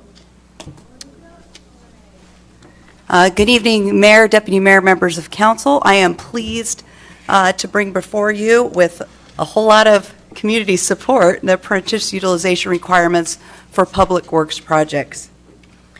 The policy question before you is, should City Council approve an ordinance to amend Title III of the Federal Way Revised Code to add a new chapter implementing apprenticeship utilization requirements for public works projects? So some background is that we have an amazing time going right now where there's literally billions of dollars of projects going to happen in the Puget Sound area, both on the private side and a lot on the public side, including Washington State Department of Transportation, local grant-funded projects, Sound Transit, and there is a current and anticipated shortfall of skilled labor workforce. And the city has a unique opportunity to help develop this workforce through an apprenticeship program like this. So the proposed ordinance, in short, would apply to construction projects with an anticipated cost of at least $2 million. Now that over time minimum amount would raise corresponding to the annual CPI or cost price index that generally raises, but it would never go below $2 million. The contractor shall employ apprentices for at least 15% of the contract labor hours unless waived or reduced by the Public Works Director. The exceptions may include that there are requirements that are in our grants that are different. Some of our grants do require apprenticeship programs, and they would be a little bit different than what ours may require. That is, another exception would be as if there's an insufficient number of apprentices available, and that would have to be supported by the contractor showing good faith effort. And another exception could be if a project involves a high proportion of equipment and material costs compared to the anticipated labor hours. So the options considered before you are to approve the ordinance to amend Title III of the Federal Way Revised Code to add a new chapter implementing apprenticeship utilization requirements for public works projects, or option 2, to do not approve the ordinance and provide direction to staff. The mayor and the Land Use and Transportation Committee both recommend approval of the new apprenticeship utilization ordinance, and I'm happy to answer any questions. All right, council, are there any questions? Oh, Councilmember Sefadossin. And then Councilmember Johnson, and then Councilmember Moore. Is your microphone on for that purpose? All right, Councilmember. Thank you very much. Thank you for the presentation. Your proposed ordinance, second bullet, talks about contractor shall employ apprentice for at least 15% of the contract labor hours. So is it measured by hours or measured by number of employees at 15% of the total hired people? How do you measure it? It would be measured by the hours, and we get reports weekly on a certified payroll, so we track hours anyways. So it doesn't matter how many people in apprentice they hire? Correct. It would be the number of hours. Okay, thank you. All right, Councilmember Johnson. Thank you, Mr. Mayor. Desiree, thank you for your presentation. I just had a quick question. So we kind of talked about the $2 million threshold, and hopefully someday down the line we can have the opportunity to lower that. But I did want to ask, what are some of the, just so the public can know, what are some of the programs that this potentially would involve for our city? Yes, so it would be for our public works projects, our construction projects, and primarily our larger projects that are $2 million or more are mostly, say, roadway widening projects. So, for example, the Pacific Highway project that is trying to get completed is about a $16 million project. It would apply to something like that. Also, on a smaller scale, 352nd that just got extended a couple of years ago, the 356 widening, both of those projects were over $2 million. So that's primarily what we do in public works. We don't have our own water and sewer utility, so it wouldn't apply to those projects. Is that okay? All right, Councilmember Moore. Oh, okay. All right, Council. Any other questions, comments? All right, Desiree. Anything else you can think of? Or actually, Councilmember Kopang. I'm ready to read. Oh, you're ready to go. Okay. All right. Hold on. Would the city clerk please read the ordinance title? Council Bill 744, Construction Projects, Apprenticeship Requirements, an ordinance of the City of Federal Way, Washington, relating to the establishment of apprenticeship utilization requirements for public works contracts of more than $2 million and adding new chapter to Title 3 Federal Way Revised Code. All right. Now, Councilmember Kopang. Thank you, Mayor. I move to forward the proposed ordinance to the November 6, 2018 council meeting for second reading and enactment. Second. It's been a motion and a second. Is there any discussion?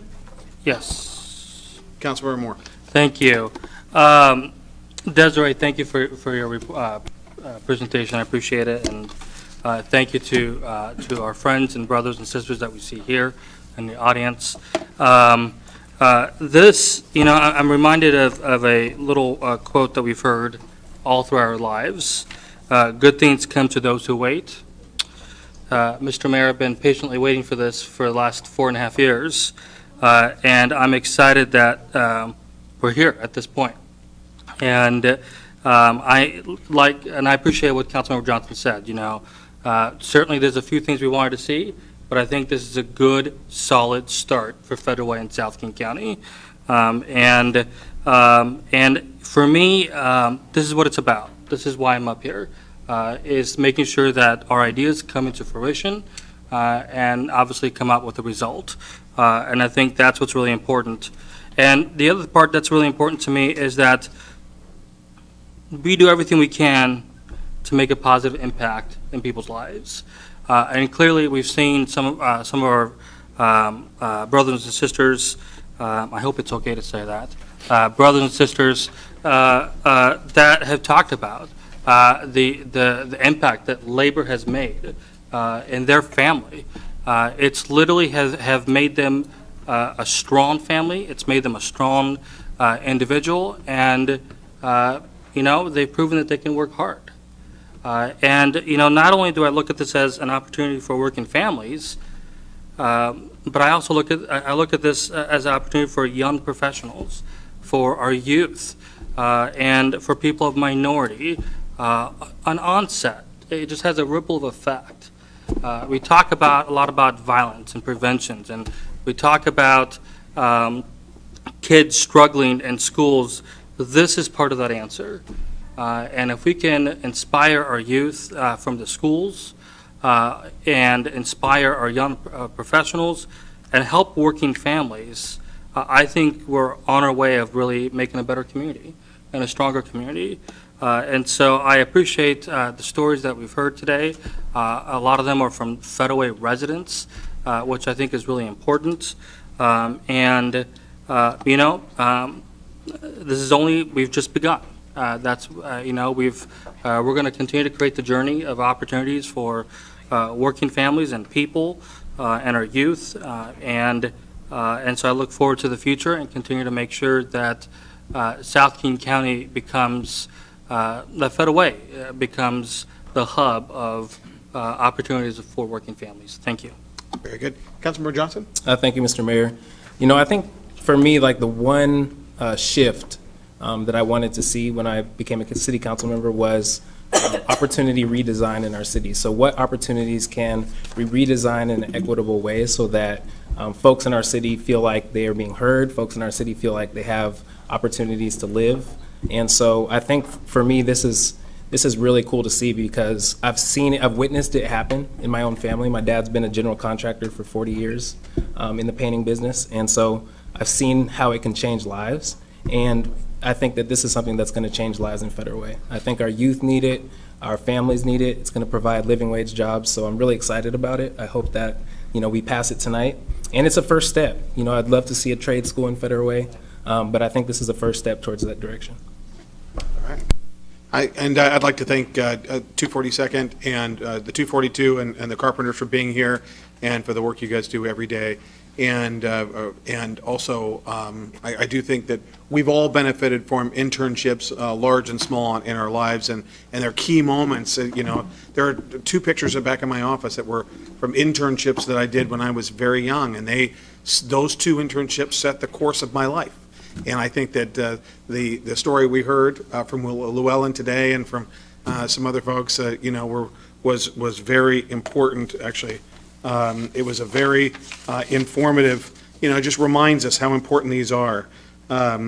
Abel, when we heard from Abel as well, thank you very much for your testimonial. And so it's really important. And I think that this is just a first step to make sure that we're making sure that we give these that we encourage these opportunities where people can have jobs that pay your family wages, which is the backbone of our economy. Was there anybody else who'd like to say something?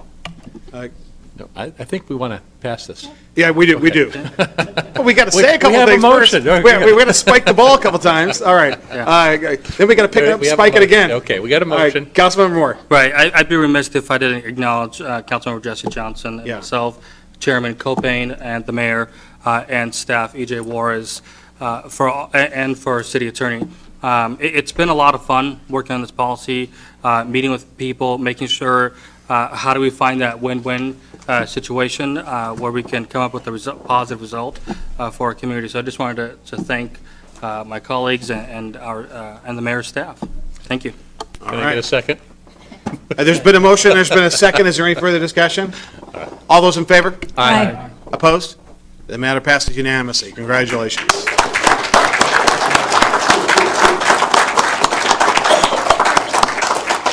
Great job, everybody. All right, and thank you, everybody, for letting that go out of order. I want to make sure that we got that accomplished. Okay, now, moving on to the approval of the Federal Way Mayor's Quiet and Healthy Skies Task Force. This is what I wanted to save you guys from. This is going to get a little bit long, But you're welcome to stay. Yeah, you're welcome to join us, but we got the hardest working man in government who goes next, which is Yarden Weidenfeld. Yarden, come on up. And we also have Dave Berger of the task force. Dave, thank you very much for being here.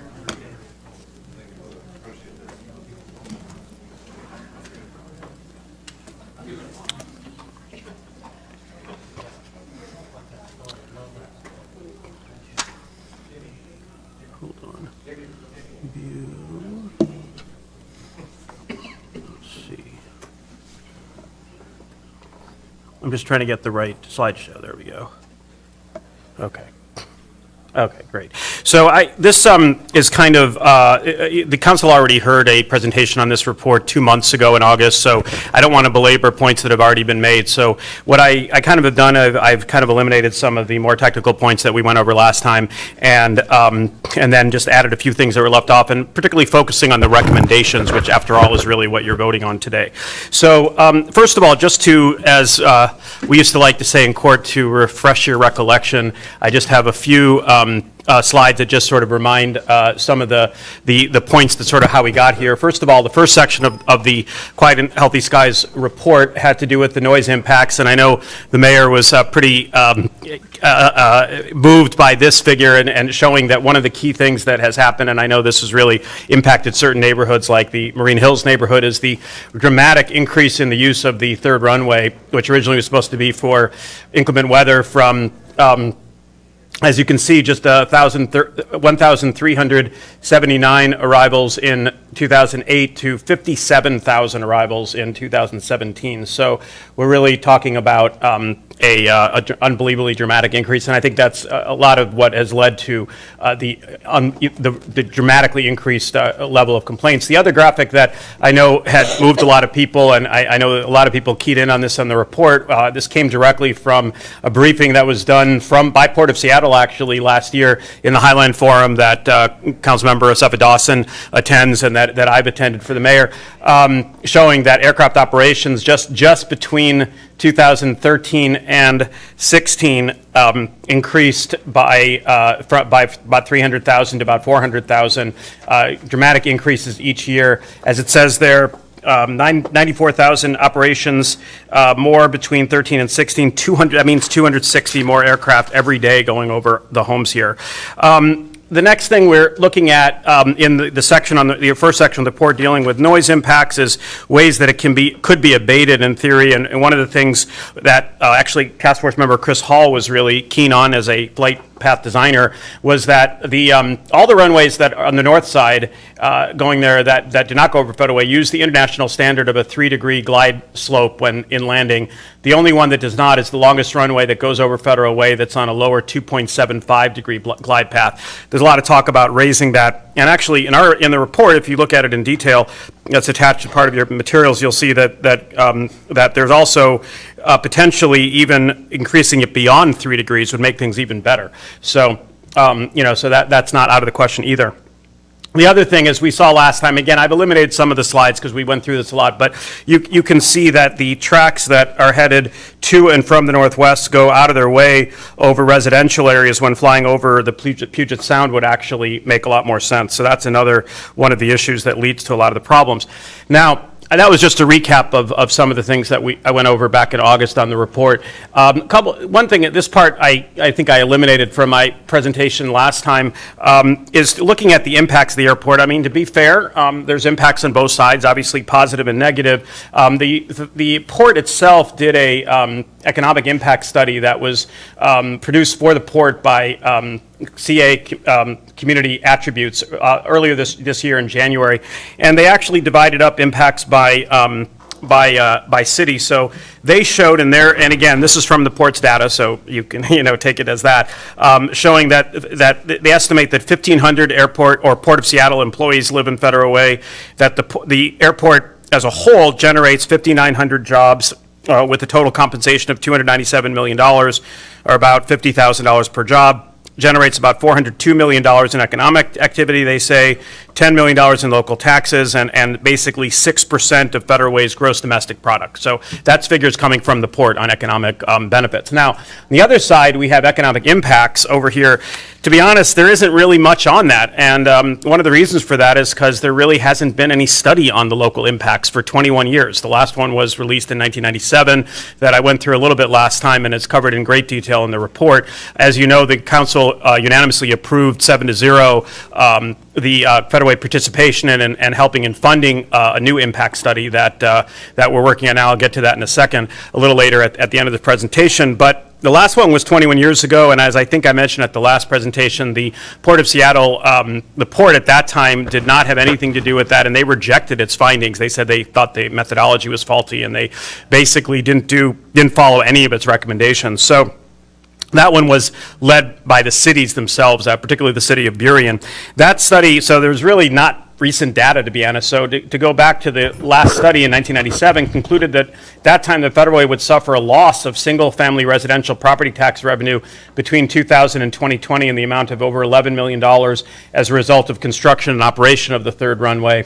That study also included that said that approximately 5% of the persons utilizing the airport live in the area most impacted, and the remaining 95% of airport passengers and employees come from elsewhere. So it's basically a very small percentage of people, including people who live in this area, that are heavily impacted. And finally, the study said, in general, communities closer to the airport are expected to experience a relative depression of residential property values. While the property value and tax revenues are depressed in these areas, the cost of providing social services increases. So that is what they concluded back in 97. There's a lot more detail on the 97 report in the report, first part of the Quiet and Healthy Skies report. Like I said, again, it really was largely ignored by the port, and none of the recommendations were ever put into place. So here's the, I thought that because you're basically here voting on the recommendations, that I'd kind of flesh out a little bit more in the recommendations. So the first recommendation in the noise impacting area is to support our Congressman Adam Smith's Aviation Impacted Communities Act. The one key thing that it does is right now, as has been repeatedly said, Federal Way is excluded from the area in which federal dollars can be spent on mitigation. I mean, actually, I heard more on this at a presentation of a START committee, where an expert was saying that if the port were to actually use even $1 of airport revenue towards mitigation in an area outside the DNL contour, which Federal Way is out of, they could actually face criminal prosecution. So it's that serious that they don't do it. So now the port, on the other end, can spend its own money through tax revenue. That's a separate issue. But they can't spend any airport revenue outside the contour. So Congressman Smith's Aviation Impacted Communities Act would actually expand the definition of aviation impacted community and thereby include more areas like Federal Way that could be defined then as an aviation impacted community. It then would require the FAA to work with community boards that those communities would designate and attend their board meetings. It would also require the FAA to devise an action plan addressing or alleviating concerns brought up in a community report that the board would draft by the community. Requires the FAA to collaborate with the community boards on scoping and methodology of any community study requested by one of these community boards. Require the FAA to devise an action plan alleviating or addressing the concerns brought up, and even consider the implementation of changes to operations and flight paths, actually, which is a big issue, of course. Require the FAA to explain the rationale for any determination that they will not make those changes. And finally, requires the FAA to provide initial noise measurement instrumentation to measure airplane noise. So that is something that the task force recommends that the city of Federal Way support. Congressman Smith's bill did not move in the last Congress. I don't know where it would stand in the next Congress.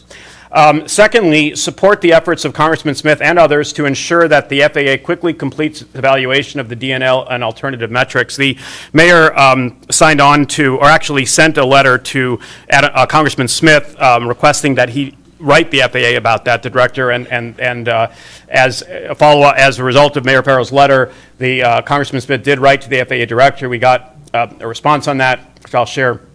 And the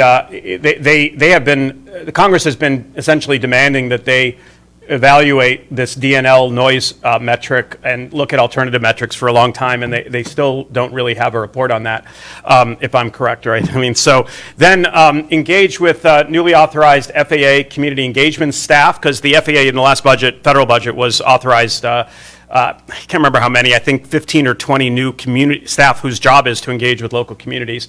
And the port, actually, the mayor signed on to a letter with other mayors, along with port officials, urging the FAA to appoint that staff as quickly as possible and to focus in on the concerns that communities have. And also, this wasn't part of the letter the port signed, but also looking at insisting that alternatives to DNL, and also the task force represents that if these efforts don't bear fruit, that we should support legislation to change the DNL standard by legislative action in Congress.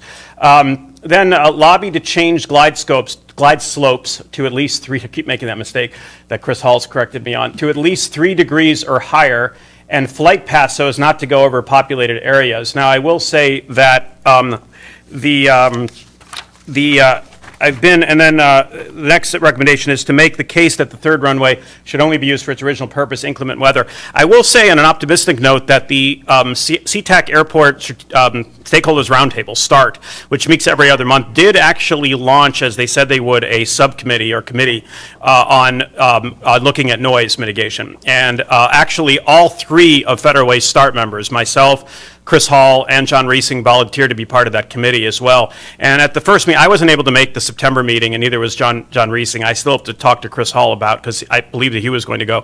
But I was at the August meeting, and they really presented essentially 4 things that really were trying to implement and work on and one of them was to look at actually changing the glide slopes, and one was at looking at a new runway use agreement that would potentially limit the use of the third runway. And this is something that the port seemed, very basically willing to work through and try to analyze how that actually could be done in a real working type of group that we're in. And that START committee, unlike START, which only meets every other month, that noise impact subcommittee meets every month. The next meeting is actually in the end of October, in a couple weeks, and I will be at that. And then finally, the task force recommends that we purchase for ourselves a portable noise monitor, so we're not only relying on the ports one, which I think is at Sacagawea School. So that's the final recommendation in that area. Now, the next section of the report dealt with efforts to have a curfew.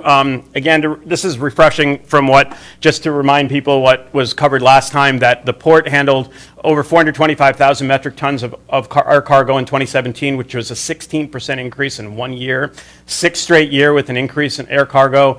And as of June of this year, there had been another 5.1% increase. The port's stated goal it says to triple air cargo volume to 750,000 metric tons. Actually, that's a little behind the times there, because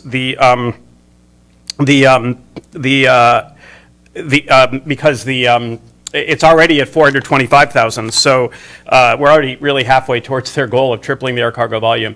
They also, in their marketing publications, they emphasize their 24-hour operation with no curfews. That's been something that Chris Hall has been really hammering out, that even if they can't legally stop it, they don't have to market it. And then you have the middle of the night cargo flights have led to many, many complaints that are listed in detail in the report. I've also shared them with a state legislative committee that's looking at doing another study, actually, which we did not cover in this report on cargo. And so the airport director, Lance Lytle, and the port commissioners have publicly spoken about trying to get resolution on that issue. The bad news is that, as I covered last time, current law does not allow for restrictions on any types of curfews unless all the aircraft operators agree, or the FAA approves it after a very expensive Part 161 submission, which I went through the report how difficult this is. I mean, just on one factor, it's pages and pages of things that have to be analyzed, and it's virtually seems almost impossible. It's only once since the ANCA law that put this into effect in 1990. In 1991, at a small airport, it's the only time it's ever been, and many airports have spent millions and millions of dollars only to be rejected, even when it would seem they had a good case. So the recommendations here are, in the short term, to support the port's efforts and pressure to intensify efforts to get voluntary compliance. And that was another item that, once again, the noise working group of START has said they are looking at. That's one of the 4 things we discussed there. So they definitely are looking at trying to get a voluntary agreement with some of the carriers because of the community really being so upset about these late night cargo flights. Pressure to see if some could be voluntarily moved to other airports, and also to have them, and I actually intend to bring up that last point, which I haven't had a chance to yet in this committee, about not affirmatively marketing the 24-hour availability for cargo aircraft. I didn't get a chance to bring it up in the August meeting, but I was going to bring that up. And then the long term, our task force members were, I think felt strongly that, that the city should, if able to retain traditional allies and if voluntary compliance doesn't work, possibly pressure on the board to go through the Part 161 submission, despite how difficult it might be. So that is the recommendation in that part. I kind of eliminated a lot of the slides on the health issues, the ultrafine particles, because the council's heard a lot about that already in terms of last time. So I just skipped right up to the recommendations under that section of the report. Everyone knows, I think, that through the work of Representative Policiotti, who's here in the room, that the University of Washington is conducting a study on the prevalence of ultrafine particles, or UFPs, in the area around SeaTac Airport, and distinguishing whether it's caused by, or to what extent it's caused by the airport. The proviso, the budget proviso that funded that study, said that at the end of it, they would be looking at a second phase of the UW study on the health effects of ultrafine particles. There's very, very few studies that have been done on this. I mean, there's a lot of indications, and that was in my original presentation in the report. You can see that a lot of indications that they have severe health effects, but we don't have too many robust studies on that. And I know that my understanding is Representative Policiotti, who's here, is planning on introducing a bill to the second phase. We should very strongly support that. Also at the federal level. Let me just interrupt you real quick. Representative Policiotti is actually here. He's in the back of the room. Yeah, that's why I was pointing back to the. Oh, yeah, right, great. All right. Thank you for being here, Representative. And on the federal level, support the efforts of Congressman Smith to get passed a bill that would mandate a federal study on health effects. The mayor and our former task force chair, John Reesing, met with Congressman Smith about a year ago and actually got some important changes to that bill. It did not move last time, but again, looking at that in the next Congress. Then encourage the Port of Seattle to continue supporting research into the relationship between UFPs and aircraft and into health effects. They have stated that they are interested in continuing that research. And then everyone has heard a lot about the Sustainable Airport Master Plan, or the SAMP, and includes scoping, make sure it includes an examination of UFBs and other emissions, pollution, general health and quality of life issues, and need for mitigation. That was in the scoping letter that the mayor submitted on September 27th in time for the deadline that was shared with all of City Council. That item was already in that letter, the 17-page letter that the mayor submitted to with the council's approval on behalf of the City of Federal Way to scope that on the Sustainable Airport Master Plan. The next area of the report, or actually the final area, I moved this up because this was a smaller section, and I didn't cover this last time, but there's the mayor and several task force members and I last December 7th, actually, on Pearl Harbor Day, met with the wing commander at McCord Air Force Base, and who was very, very, very clear that they want to be good neighbors and deal with issues that happen for military aircraft. That's obviously a small part of what we're dealing with. SeaTac, I think, is the major issue, but it was part of the mayor's charge in the task force to look at military as well. So the recommendations on that part are to publicize the contact information for complaints, which is in the report, and we can publicize that further. I also need to follow up in contacting the FAA controller who's assigned to deal with military aircraft, because there actually is someone at SeaTac that deals, the FAA actually controls the military aircraft once they're in the SeaTac range, to further investigate why military planes are being directed over residential neighborhoods in or near Federal Way, because we were told by the wing commander people that it's really not their fault that they're being directed that way by SeaTac, by FAA, essentially. And then also, I think one of the recommendations is to seek maybe annual or some kind of regular meetings with the wing command leadership like the mayor had last year, perhaps maybe annually or something to that effect. So that's the recommendations on that part. And then finally, and maybe most importantly, is the whole Sustainable Airport Master Plan that Dana Holloway mentioned in her public comment. Again, just to refresh your memory on what this is all about, the port is projecting an increase in annual passengers from 46.9 million last year to 56 million by 2027 to 66 million by 2034. They have not had modeling, they say, to deal with the growth to 2034, but they propose by 2027 what they call their short-term plans to build a second passenger terminal with 19 gates, taxiway extensions, additional air cargo facilities, and maybe approximately 30 other infrastructure projects. So that's what's going on there.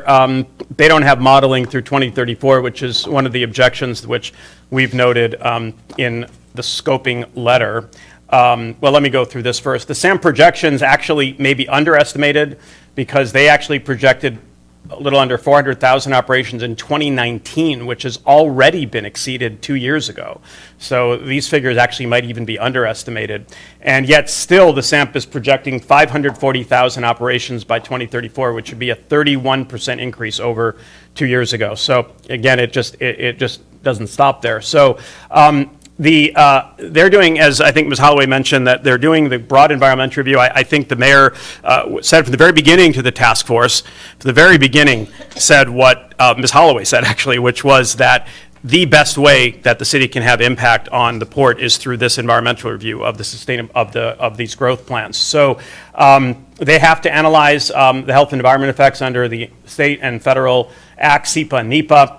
As you know, scoping was 2 months, July to September. As I said, the mayor did get in the letter, which is shared with all the city council members, and that details the Federal Ways official stances on the scoping of that. I'm not going to go through all of it, but it was a 17-page letter that detailed all of it, including an objection to the notion that they don't have to do environmental review for the long-term projects. So that going through 2034, and many other things as well that object, and also.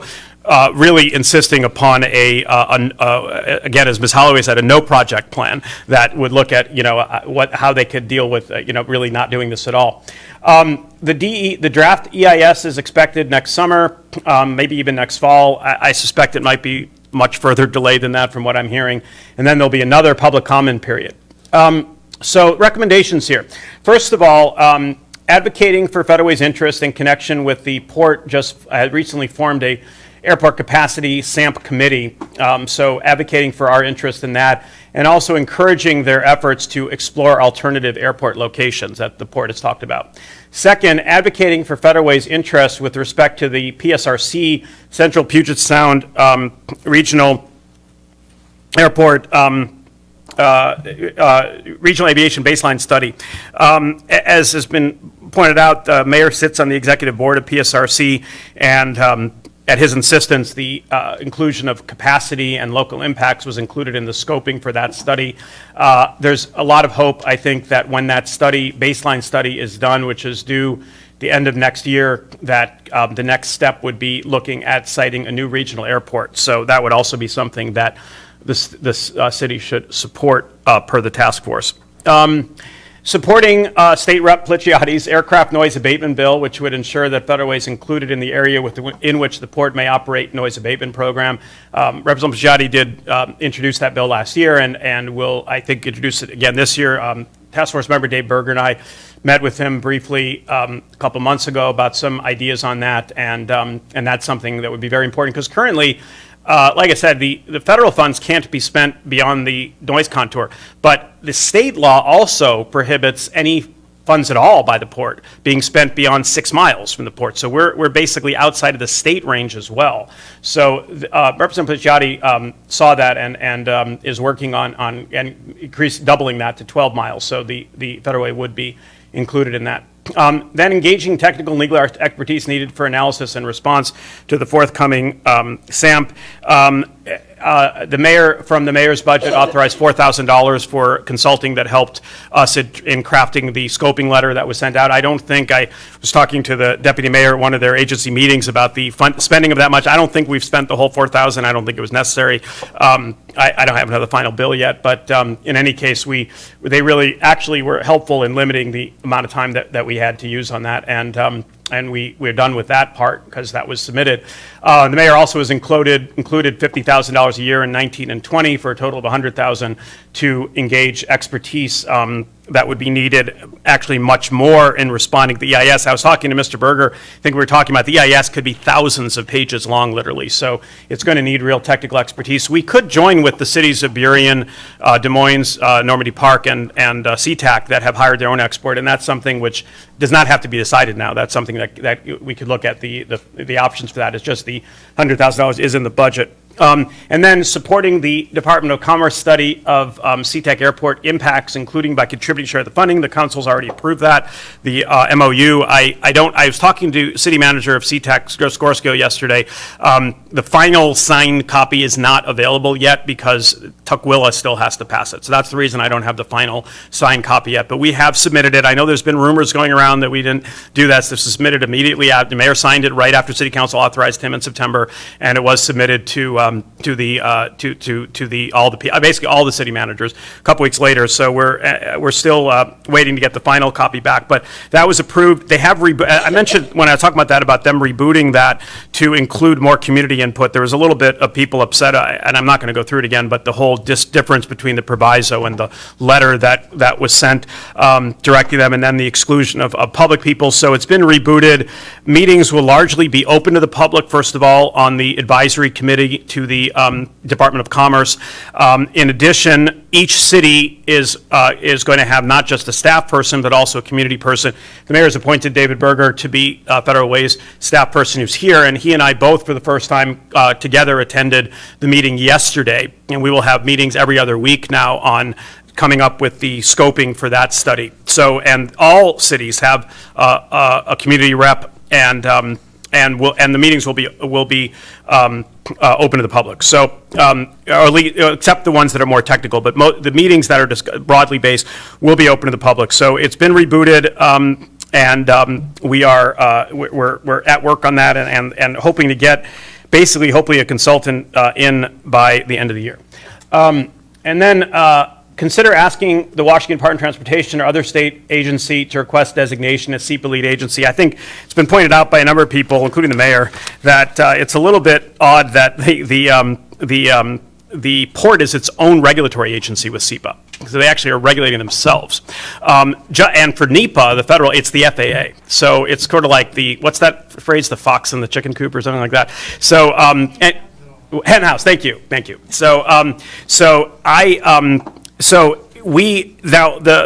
Washington Administrative Code allows another agency to do it, but only with the permission of the original of all agencies with jurisdiction. So we included in the City of Federal Way official scoping letter, which was submitted September 27th, a request that the port ask another agency to serve as the regulatory agency.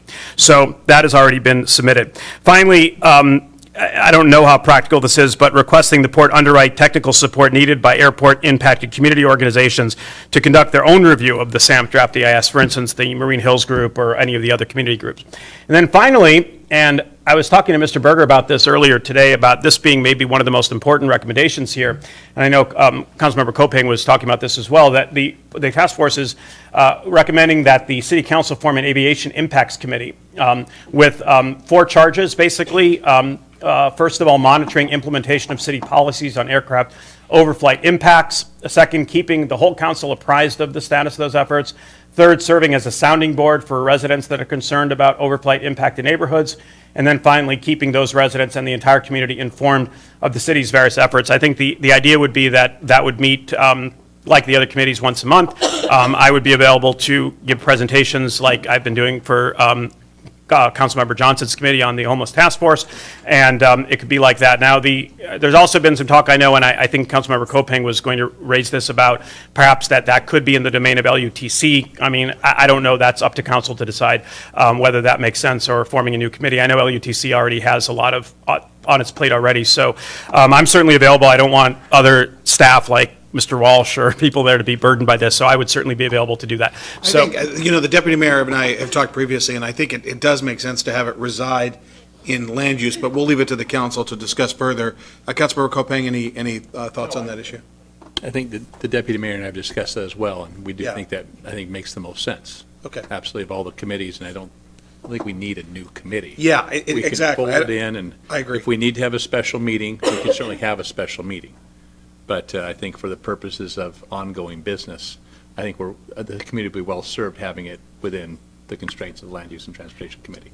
That's fine. It's up to City Council, as the Mayor said. And I want to assure just the staff that I would be available to be doing presentations. I wouldn't be calling on other staff. We would fully expect you to be present. Right, yeah. Understood. Exactly. Deputy Mayor Honda? Thank you. When Mr. Berger was at the LUTC meeting where this was discussed, I did ask him if he had any objections to having this stay with LUTC, and he had none.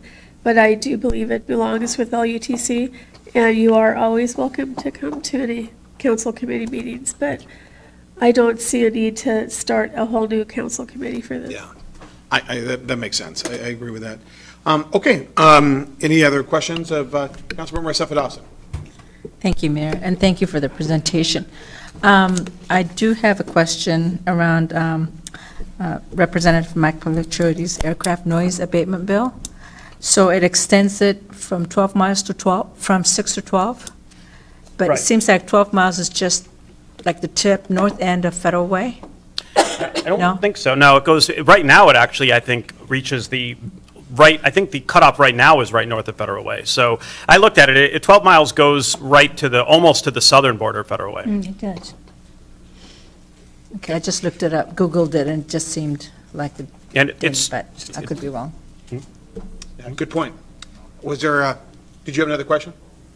No, that's my question, but when I Googled it, it seemed like it was about 17 miles, even to I here, think- so. but Mr., well, it's, the language of the bill is a little bit technical. It talks about like a parabola that's, I mean, it's not it's 12 miles from the airport, it's 12 miles from the end of the runway, first of all, so, of the rest, so it's, I think I did measure it, it looked to me like, and it's all as the crow flies, you know, just sort of directly. So I think it, from when I measured it, it goes right to just about to the very southern border of Federal Way. But the way I measured, again, from the end of the runway, it looked like to me, from what I believe. And I know that Representative Pelliciotti's staff looked at this and made sure that that would be included. I don't know if you wanted to call on.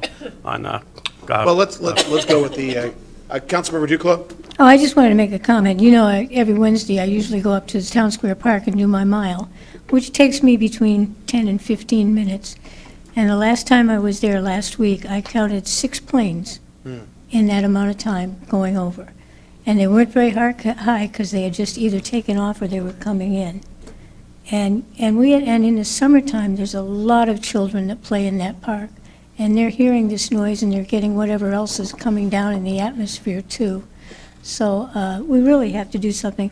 And at night, at home, I don't even open my windows anymore because at 2 o'clock in the morning, there's always some plane flying over. Right, and once this goes, once this is all over, in regard to this process, it's going to dramatically increase. And that's really, this is about the future of Federal Way. Representative Pelliciotти, did you want to add anything in regard to distance, if you want to come on up? Because I know that you're addressing this with your team and with proposed legislation. Yarden, good job. Were you done with your PowerPoint presentation? Yeah, I was done with PowerPoint, yeah. Okay, very, just want to check. Representative? No, thank you, Mr. Mayor. Always happy to answer questions, Councilmember Sifa Dawson. The 6 miles is as the crow flies, or I guess in the situation as a plane flies. It actually right now is limited essentially at the Federal Way border. And so what I looked at, and the reason it was set to 12 miles is because that actually includes the entire 30th legislative district and goes to the southern part of Federal Way. So I don't know if when you were looking up on Google, perhaps you were maybe looking at on the roads, and that might obviously add additional distance. Yeah. But right now it's at the Federal Way border, and the 12 miles would include all of Federal Way. Okay, thank Great, you, and thank thank you for doing that. Appreciate it. It's a great question, and, you know. Happy to answer any other questions, too, while I'm here. Well, and, you know, it's in the details. I mean, just like that whole thing that we were talking about before, about that study, making sure that we include, that the scope of the study with the other cities included impact on quality of life. And the details matter, especially when it comes to scoping. Right. Deputy Mayor, did you have a quick comment? I do. Since you represent part of Milton. All of Milton. Oh, all of Milton? Yes, yeah. Okay. They would not be happy to hear that, yeah. I was recently talking with a woman who's moved into Milton from somewhere far away, and she was quite upset about the airplane noise and how it's impacting her life there, and she had no idea. So I don't know if it's possible to include Milton in any further discussions, but adding more cities, and it could possibly be helpful. Well, and again, the space is designated based on mileage and not by geographic location, other than the 12 miles was set to make sure it included all the way to the southern border of Federal Way. But I've heard the same thing from people in Milton, you know, when I've been talking to them, and A lot of their concerns are just being outside and not, hearing noise that they didn't hear before, which of course is only amplified quite literally, like Councilmember Duclos has mentioned, related to what we hear in Federal Way actually inside houses. But no, thank you for mentioning that. And it's not unique in a way. The planes will turn. If they turn westbound, it obviously cuts all along 320th and everything in Federal Way. And if they go eastbound, it goes into unincorporated King County, which is obviously a concern of mine as well, being that it's in the district. So thank you for that. Yeah, and the FAA will say that it doesn't just move sound, and because obviously if you move it to somewhere, it's going to impact other people, and they really tether a lot of this to life safety or safety issues. But there does appear to be some reasonable accommodations, especially in regard to the altitude that they come in on, that 2.75 now, as opposed to the 3 that they could, and that they do obviously for the northern maneuvers. And so, I do think that there's reasonable steps, and we need to have our voice heard, and that's why this process is so important. We're really appreciative of your partnership. And if I may just take a moment to thank the council, obviously, for your support of the work we're doing with the other communities, and it would not be possible if the City of Federal Way did not join in on that. And so thank you to all of your leadership in moving this issue forward in a way that is helping all of South King County, and that would not happen if there wasn't that partnership. So thank you to the council for your leadership. All right. And this is going to be a part of our legislative agenda, and then we're going to get you the details. Mine too. Very good. Yeah. Well, that's good to hear. Yeah, great. Thank you. And so we'll look forward to our legislative breakfast here coming up soon. Okay. Councilmember Moore? Thank you so much. This question is for Yarden. I know that you talked about supporting Congressman Smith's Aviation Impacted Community Act. Just to enlighten us, what's the status of that, and what's the likelihood, of Well, I'm not. moving forward? I just kind of wanted to get your 2 cents on that. To be really frank, I haven't really followed the politics of it recently. Quite frankly, not to get into partisan issues, it could depend on who controls the House next year, possibly. I don't, I know it hasn't moved so far. I can tell you that much. But he's part of. Can you talk about? He's part of a broader. He's part of the Quiet Skies Coalition, which is about 30 different congressmen that have joined. I think it's about 30. The Quiet Skies Caucus, actually, they call it. So that's in that is dealt with airport affected communities all across the country, basically, that are kind of united on these issues. So I think there's increasing momentum to it. If the last time I talked to his legislative aide was a couple months ago, I know it's not moving right now. Congress is in recess right now, and the only thing left would be like a lame duck session. So I don't see anything moving until next year. But it really depends. Who knows? It depends on what the new makeup of the Congress is. I think it's hard to say right now. There's nothing partisan about airplane noise, and there's nothing partisan about not being able to open up your windows and your doors to be able to enjoy your home. So hopefully common sense will prevail. So, all right. Council, any other questions on that? All right. Thank you, Yarden. Great job as always. Very comprehensive. And I'd like to say, Dave, is there anything you'd like to say? Thank you very much for being here. Thank you for your work and the work of the committee. We're obviously very proud of the product that was put out. This product went out wide and far. By product, I mean that comprehensive report. Yarden, how many pages was it again? 69, I believe it was. Very comprehensive, and it went out quite wide and far with the Sound Cities Association, with all the folks in the region, and people are using this as a resource. And it's on our website, and it was That's right. sent to state legislators, and It's a resource, and it's very important. And thank you very much for cutting through this Gordian knot that is just the data. With that, Councilmember Kopeng, do you have a motion? Yes, I move to adopt the Federal Way Mayor's Quiet and Healthy Skies Task Force report in its entirety, including all 24 distinct recommendations, and instruct the mayor to explore methods to effect those recommendations. Second. All right, there's been a motion and a second. Is there any discussion? All those in favor? Aye. Aye. Opposed? Matter passes unanimously. Great job, everybody. Go Dodgers. All right. So, now, moving on. Now, we are on to, so that was now 6B, and now 6C, the City Council Mentorship Program.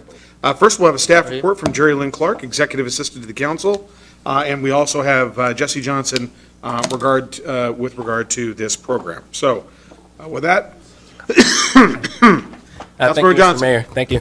I would like to preface my comments just by saying thanks to Jerry Lynn Clark, our wonderful admin assistant for City Council, who's poured a lot of effort and hard work and time and energy to this project. Also the school district, Dr. Tammy Campbell, as well as Deputy Superintendent Danny Pfeiffer and the school board. So when you look in politics and local government, our young people, I would argue, are probably the most underutilized or marginalized group. And this was reinforced last year when I held a youth forum for the community with local organizations. And the number one thing they asked for was after-school programs, was an opportunity to gain employment or job shadowing, and also to learn about their local government. And I asked the direct question, are you getting what you need from your local government? And they said no. And those are the things they asked for.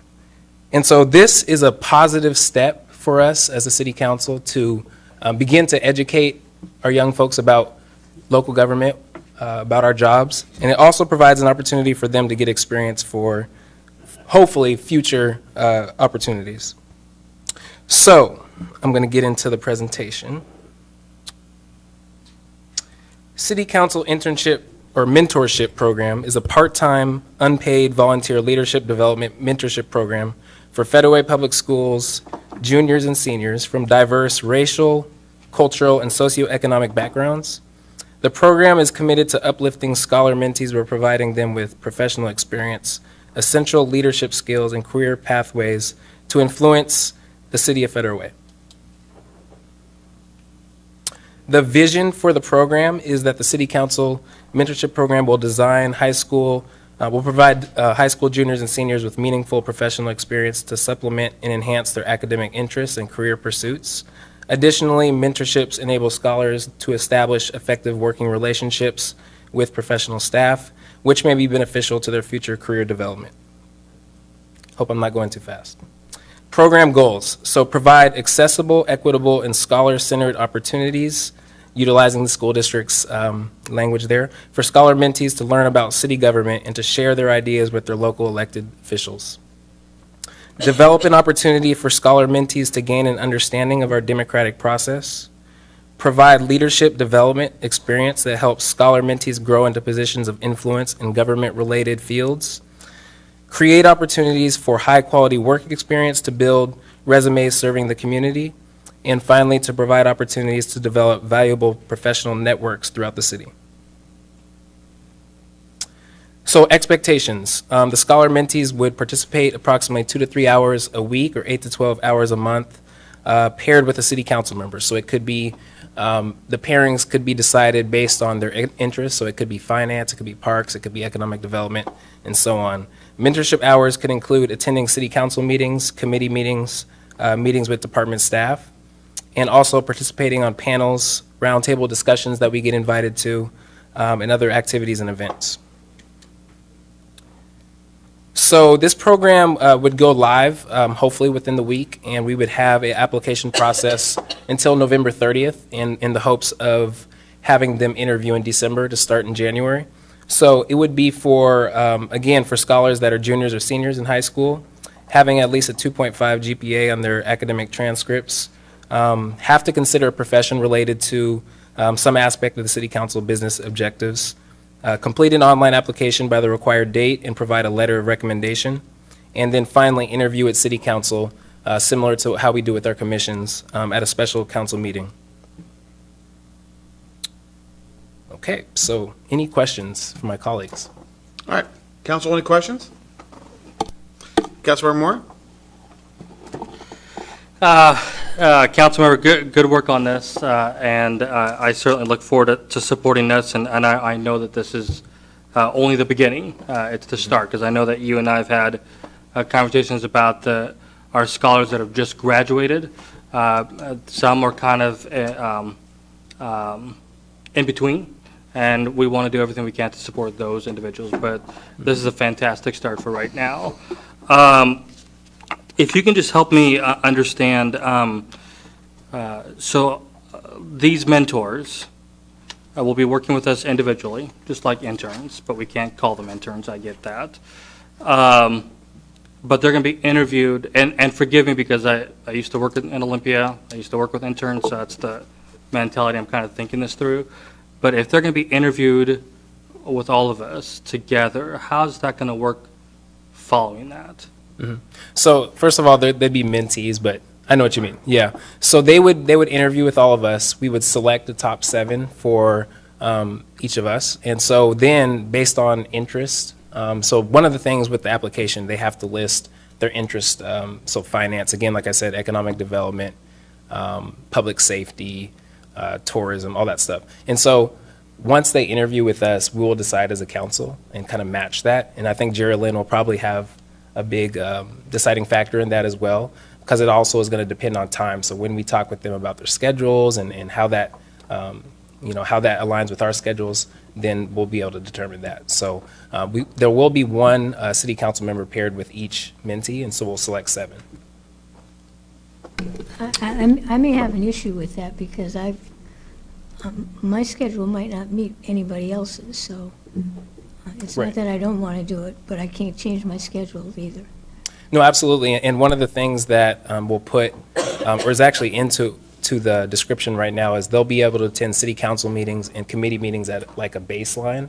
And so if that's one of the things that you could provide, and then it maybe whoever is paired with you, if they have less of an opportunity or less of a schedule flexibility, then we'll pair them based on that. But we would like to have each of us kind of assigned with a mentee. So. All right, Deputy Mayor Honda? Thank you. I'd like to thank you, Councilmember Johnson, and especially Jerry Lynn for your support in this program and any of the issues that have come forward. Thank you for working through those. I don't have anything to ask you except I have a statement. I would love to see our school district have a more aggressive program on civics and government. I know when I was in high school, which was a long, long time ago, we had in 9th grade a civics program we had to go through, and in high school, because 9th grade was junior high back then, another civics program we had to go to. And we also had to go and attend city council meetings and Pierce County council meetings. So I would love I like that we'll be introducing 7 students to what the city does, but I would love for every student in Federal Way to know what the city council does versus a school board. You know, I often get phone calls about issues in the school district from students and parents and have to tell them, it's not something that the city council handles. You need to call your school board. So that's just my concern. I think it would be of value to all of our students in the district if they had a really good civics course. All right, Councilmember Tran? Thank you, Mr. Mayor. Thank you, Councilmember Johnson, for doing this. I do have a question. Will you be open to the ideas of including a college student in the future into this program? So that's one of the things we talked about, and I've had discussions with Ryan as well as Mark. And essentially the biggest differential between the internship and mentorship was internships have to either be paid or have college credit. And so obviously right now we can't offer that in our budget, and so maybe down the line this can evolve into something like that. But if we were to offer it to college students, it would definitely change the dynamics. And plus, this is a partnership with the school district, and so that's why the mentorship program would probably be this, and then an internship program maybe down the line would be separate. But this is a start for them to get experience. And also it provides our juniors and seniors who are applying to college and so on an opportunity to get experience. So I think if we were to combine them, because a lot of our recent graduates have more experience, they may be selected over some of our high school students. So I think it would be a separate program. All right. Councilmember Moore? Yeah, I was just, you touched upon it, Councilmember, and that's, I wanted to, I know that we're in the budget cycle right now, and I know there's future conversations of the next phase of this. And I know that, we don't want to get ahead of ourselves because we want to see how this works. It's a pretty big change. But I think it really should be noted that I think we should look at people that have graduated, but more importantly, how do we get funding to pay our mentees, I should say. And I wondered, if there can be any research done for grants for such an opportunity as well that could help fund this. And I think you and I have talked about that before, but I would like to officially ask somebody. I know Jerry Lynn has a lot to do already, but I think it's a worthy research, because that's what I think a lot of our scholars are looking for, are paid opportunities. And so I just want that to be, for us to kind of research that a little bit. Yeah, and I think that there is an opportunity for that. I know just Monday that the Youth Action Team actually got approval from the Human Services Department for 100 youth employment jobs, as long as the council approves. And so that could be built into something we do, but I do agree, looking into grants. And so that's something I'll be researching as well. All right, Councilmember Sifa Dawson? Yeah, thank you, and thank you for the work, and especially Jerry Lynn, thank you for your support always. Would this internship also provide the opportunity for them to shadow us at our regular jobs? Because we all have daytime jobs, and so I'm wondering if that's also going to be part of what you're envisioning, or how would that work? Well, first, it's mentorship, so we got to get the language right. Yeah. I've heard about LNI and all that, so I don't want to get into that. But I think I wasn't envisioning that with this, only because I think that it kind of gets into some of we want everyone to kind of have a consistent experience with this. And so if some of us could allow mentees to come to our day jobs, some of us can't. And so we're hoping that it could be more of a consistent experience. So baseline would be council meetings, committee meetings, department meetings. Also, if we meet out in the community with folks, I met with an organization just yesterday. We can invite our mentees to go to that as well. But it also gets into some of the rules and responsibilities of us as council members, because we can't obviously provide transportation and any of that. So we want to eliminate some of those barriers. So I don't think that's probably what I was envisioning. I'd be open to discussing that with all of you, but probably not for now. And I think that's why I asked, because consistency is important, and I just don't want any of us to make any assumptions. And so, thank you for the clarification there. All right, Deputy Mayor Honda? Thank you. I would like to remind council that there are a list of do's and don'ts that go along with this program, and we all must follow all of those do's and don'ts and make sure that we are consistent with that. Yeah, I think that would include probably a briefing with HR to make sure that, that's part and parcel of this. Councilmember Moore? I just lost my question. So it's my understanding that Jerry Lynn will kind of do the oversight day-to-day. Is that how that's going to work? Can you just talk more about that, kind of share with us on what that looks like? That's correct, and I'll let Jerry Lynn maybe talk a little bit about that. But I think it's going to evolve, obviously. It's going to depend on our schedules, and she's going to work with us on that. But maybe if you want to touch on what that could potentially look like. Yes, so I'll work with the students and their schedules and coordinating with you guys to make sure everything lines up. And when they're in the office, I'll be the one overseeing them and assigning them tasks. And then just so you know that for everybody to know that we do have a do's and don'ts about the program, what we're looking for, we want everybody to teach them throughout their course, just a highlight of some of the things that they might get taught, what are like the logistics of what it takes to run a meeting, a committee meeting, and all of that. So we actually have a really long list of everything we want them to learn. And then we also have a mentorship guideline for the student. And so we're definitely ready to go. I'll be talking to each one of you to go over the guidelines through HR to make sure everybody's on the same page. And I would like to thank, I think it was mentioned before when Councilmember Johnson was talking, I'd like to thank Ryan Call, our city attorney, rank, and Mark, right, I was going to say, and Mark Orth, I was getting there, and Mark Orthman, our Assistant City Attorney, and also Gene Stanley, where I think there were some HR and some legal issues that we just wanted to make sure that we were addressing. We just need to make sure that we do this, correctly. Councilmember Moore? Yep, this is my last comment.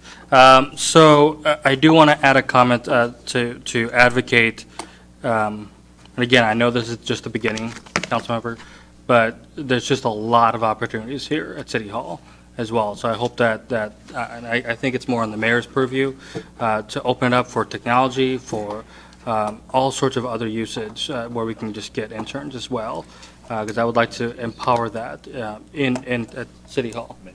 Mentees. And then, that's it. I'm just excited. This is great. Thanks. And I will add, just to finish it up, the school district has added this to, the class of 2019 has to have so many hours of community service, and so this is listed on their website now. And so this is official in that way. So although it doesn't provide payment right now, it is listed as community service. And so I think that's a great start for us. Yeah. So I'll let Jerry Lynn do the policy question.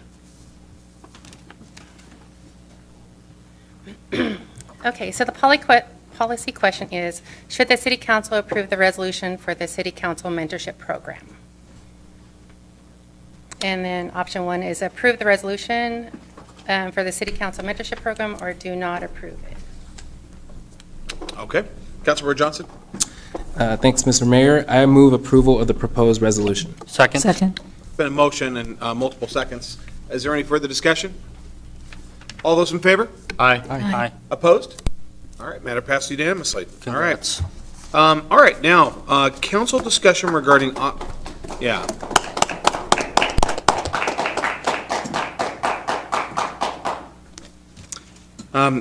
Okay, council discussion regarding optional budget meetings on October 23rd and the 30th. Now, I would note that we have advertised pretty consistently on our city website and at public meetings that we've had quite a number of budget workshops and study sessions, and we have 2 on the agenda for the biennial budget meetings. The next one being budget workshop Tuesday, October 23rd at 6 p.m. and it says only if needed. And the next one noted is budget workshop Tuesday, October 30th, a week later, also at 6 p.m. And I wanted to make sure that the council had the opportunity to make sure that it was clear to the public whether the council believes that the 23rd and the 30th is desired by the council. With that, I'll start the discussion. Deputy Mayor Honda. Thank you. I did take a poll of the city council today, and there are 6 members who want at least one more budget meeting, so I would suggest we keep both on the calendar, because I personally believe we'll need 2 more. I'm sorry, I didn't hear that. Oh. Oh, I thought I was, I'm sorry. After your email today, when you said that you didn't feel that we needed more meetings, I did ask the other council members, and they all would like more meetings. Okay, so both. So is there a motion to that effect that the meetings on October 23rd and the 30th will proceed as planned meetings? Deputy Mayor Honda? And the meeting on the 23rd would happen after the FEDRAC meeting. Right. Noticed for 6, but if they could always, it could always be pushed back. We can't cut FEDRAC back if we need. No, not at all. So I guess, Ryan, if FEDRAC is ongoing, and that's likely going to be in the Hialbus conference room, what occurs if the FEDRAC meeting goes long and we have the budget meeting scheduled in here? Can this just wait until that is done, or do we need to convene this meeting at 6? We can start later, we just can't start earlier. Okay, great. So, Okay, so for those either, listening at home, the key thing is, if for some reason, Councilmember Duclos, do you think it's possible that you could get your business done? What time's your meeting start on the 23rd? 4:30. You think it's possible that you could get your business done in an hour and a half? It depends upon what we have on the agenda. Okay. Oh, could you turn on your microphone? That it depends upon what we have on the agenda. I haven't talked to our finance director about what things are yet. Okay. All right, so are we comfortable with, right now it's noticed at 6 PM. Are we comfortable with that time, or is there a motion with regard to that time? Right now, what's on the, I've actually opened the floor to see if there's a motion to change these from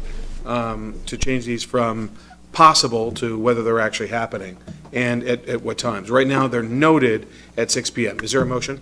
So we need a motion to hold a budget meeting on October 23rd and October 30th at 6 PM? I think it would probably be best to have the council, we're here now, and I think it's, so people can plan, but the staff can plan, and. I don't remember that we've had to do that before, but if, Mr. Mayor, if I may, because we're talking about scheduling, a formal motion is not required. You could just reach a consensus through discussion, if that's easier. Okay. If you're trying to clarify, if it's unclear what the consensus is, then maybe a vote. Okay, so right now, my understanding is the consensus is that we will have meetings on the 23rd and the 30th, starting at 6 PM or a little bit later, on the 23rd, depending on whether that gets it. Is that correct? Yes. Okay, Question. all right, so. I have a question. Yes. So is the 30th as needed? No, this is why we're discussing this now. Right. I think that we need to have some clarity. Right. Whether we're going to have these meetings. We can notice, though, if we don't need the meeting on the 30th, we can notice that at some point. Right. What, a week prior, 2 days prior? Well, what would it take to cancel the meeting if for some reason on the 23rd, if the business was done and the council didn't think that the 30th was necessary? Again, you only have to notice the meeting. To cancel it, you don't need a time frame. You So just need to advertise the meeting, you have a time frame. To cancel it, you do not.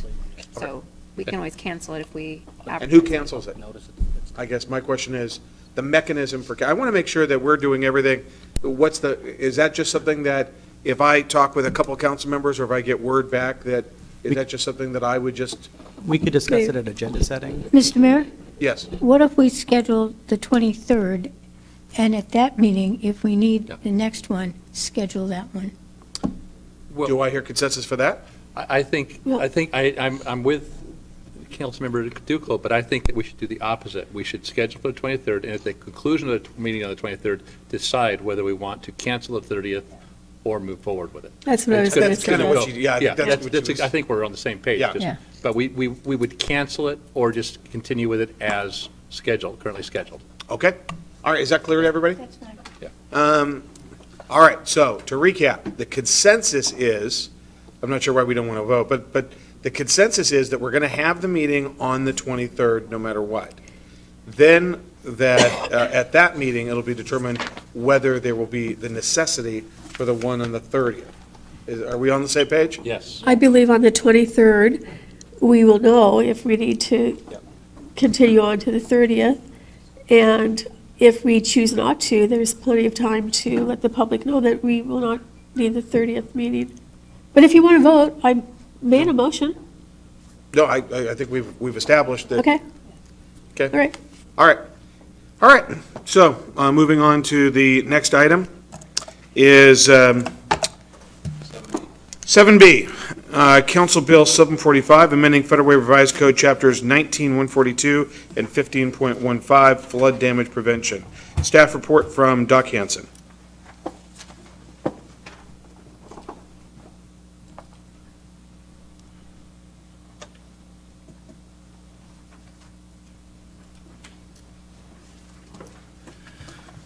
Thank you, Mayor, Deputy Mayor, members of the council.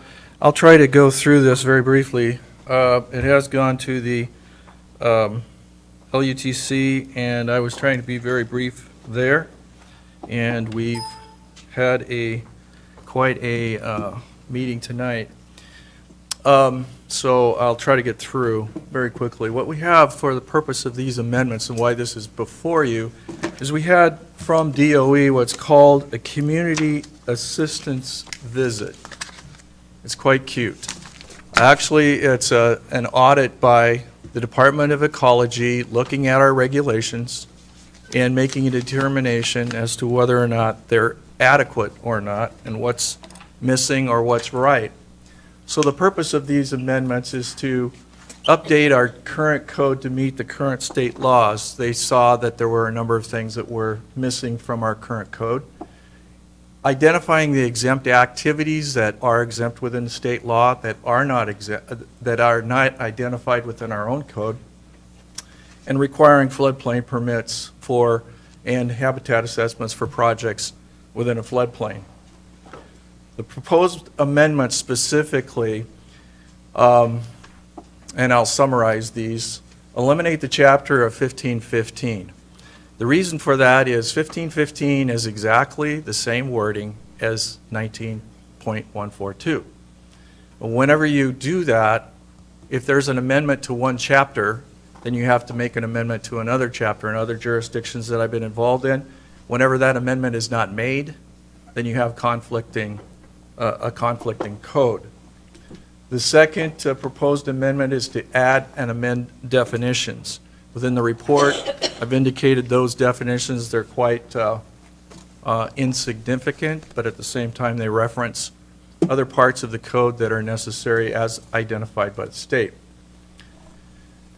We provide within the amendment exemptions for normal maintenance. Right now, that's not within our code, but it is within state law. So we're identifying those exemptions. And then we're requiring habitat assessments for all floodplain activities. There are a number of options that can be taken in terms of requiring habitat assessments. The federal government allows you to adopt the FEMA model ordinance, and there are only 9 jurisdictions within the Puget Sound that have done that, largely because FEMA is writing it for all jurisdictions throughout the nation. And there's a lot of aspects of that model that do not pertain to Federal Way. The second one is that we do a massive study to find out what areas would need the habitat assessment, and that would require a considerable amount of money and time. The third option, which is what the mayor's recommending here, is that we require habitat assessments for all floodplain developments. One of the reasons for doing that is the cost is put upon the person or developer that is actually developing on a property. And second, it doesn't cost the county any money, and there are not very many floodplain permits that are requested within the city at this point. Excuse me. So your optional actions is to approve the proposed ordinance that's placed before you, to approve the proposed ordinance with the amendments, or to not deny the proposed amendments. The mayor's recommendation is to approve the proposed ordinance by amending the code. Do you have any questions? All right, council, any questions? All right, Doc, great job on your presentation. I don't see any questions by council. At this stage, would the city clerk please read the ordinance title? Council Bill 745, amending Federal Revised Code, Chapters 19-142 and 1515, flood damage prevention, an ordinance of the City of Federal Way, Washington, relating to floodplain development and permitting processes within the city, amending Federal Way Revised Code 19-142-040, 19-142-050, 19-142-060, and repealing Chapter 1515 Federal Way Revised Code. All right, Councilmember Kopang. I move to forward the proposed ordinance to the November 6, 2018 council meeting for second reading and enactment. Second? It's been a motion and a second. Is there any discussion? All right, all those in favor? Aye. Opposed? All right, matter passed unanimously. Council reports. Let's go with, can't remember which way I started last time. Councilmember Dawson. Thank you. I don't have much to say, but I personally want to say that I do support the South King County Affordable Housing Task Force, the regional task force, for $34,000. I do support it, want to support it, and I hope there's funds in the budget, because I think there's call to action in this matter at a regional level, and I did see your email, Mayor, so I just wanted to express my personal take on that. And I actually appreciate what you just said about opportunity redesign, and I appreciate what you're doing with this mentorship program, and I'm highly encouraged to see that happen, and thank you very much. And with that, I end my report. Great, thank you. Councilmember Johnson. Thank you, Mr. Mayor. You know, I actually want to thank the entire Federal community. I'm sure most people have heard by now that one of our own, Allison Taylor, fell victim to an incident where she sustained several severe injuries, and in a matter of 5 days, the community raised $17,406. And I think that is a testament to the love and support that Federal Way has, and it also just shows that people in our community have a heart, and it was just really cool to see that. And I want to also thank some of the elected officials here that donated. It was on the front page of the Mirror, and there's not many communities that'll happen where people galvanize around someone like that, and so just want to thank the community for that. All right, Councilmember Tran. Thank you, Mr. Mayor. I don't have anything. Great. Councilmember Kopang. We're going to get out before 10 o'clock. That's what I'm thinking. He's going to talk after. Okay. I wanted to make it brief. I attended the Washington State Auditor's exit interview prior to the last FEDRAC meeting, and was very pleased with the report that we got. Everything was in compliance, that needed to be in compliance, and we got the highest marks we could as a city. So I think that's certainly a testament to the great work being done by the Finance Department, so thank you for that. Councilmember Moore. Well, thank you so much, Mr. Mayor. I have pulled up in my iPad the dictionary. I thought I would start reading page one. I'm sorry. That was a little. Sorry. I know Mr. Burns was really excited to hear me and my report. So, I think we eliminated the filibuster rule. But. That's the word I was looking at. I was going to start doing a filibuster, but there's nothing to filibuster. So I think there are many. Mr. Mayor, there are many good days in being of our time as elected officials, and there are many days where it's just quite frustrating, you know. And tonight is a night that you know, we can go home and know that we're making a difference. We've opened up the doors for our youth, from the mentee program to apprenticeship opportunities. And it's just, it's what makes our community a great place. And it's what our motto is, right? Centered on opportunities. And I think that's what this is about. And so as we continue to discuss our budget, I hope we keep that in mind. I know we've heard a lot of ideas from our citizens, and I know there's a lot of good thoughts here on the dais, so I look forward to really just, as I sometimes like to say, roll up our sleeves and have a hearty conversation, because this will be a difficult budget. And so, Deputy Mayor, I appreciate your level of communication to all of us for reaching out, saying, do we need another meeting, do we not? I appreciated that email, and I think that was really important, because you know, we've heard staff. Now comes our turn to really have this conversation. So with that, I will end my report. Thank you. I'll be very brief. I really do like the budget process that we've had this year, especially since we have new council members that have not been involved in this before. And, you know, it sometimes gets a little bit confusing, but I will be glad when it's over.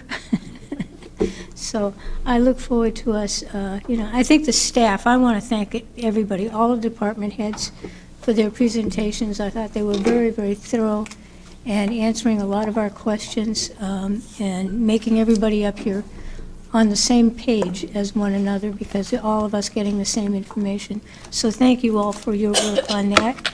And I, like you, look forward to passing this pretty soon. Thank you. All right, thank you. Deputy Mayor Honda. Thank you. Oh, I have 14 minutes. First of all, I'd like to thank the Arts Commission for their reception tonight and for the Arts Alive art show. This is what we're seeing is just the very end of it, and it starts months ago with the Arts Commission planning for this art show, and it's open to anyone in this region, and you can enter 2 pieces of art, and they have to be a certain size or within a certain size limit, and it's judged, and then it's hung on the wall, and it actually takes a lot of time to plan this, and I would like to thank the Arts Commission for their work on this, and thank the artists for entering their work, because it's all really great. The public can visit City Hall and view this art. It's on display on the 2nd floor. And I'd like to talk about the Federal Way Chamber. They're celebrating their 65th year of business here in the Federal Way area, because we haven't been a city for 65 years. And they will be celebrating at the annual gala, which is on Saturday, November 3rd, at the Washington State History Museum. And if you think that's an odd place to hold a gala, it isn't. My daughter had her senior prom at the Washington State History Museum, and my husband and I were fortunate enough to be chaperones that night. And it's really an awesome place to have an event. So I'd encourage people to buy tickets and come and celebrate with the Chamber. Thank you. All right, with that, what do we have for time? It's 9:47, everybody, we did it. With that, we are adjourned.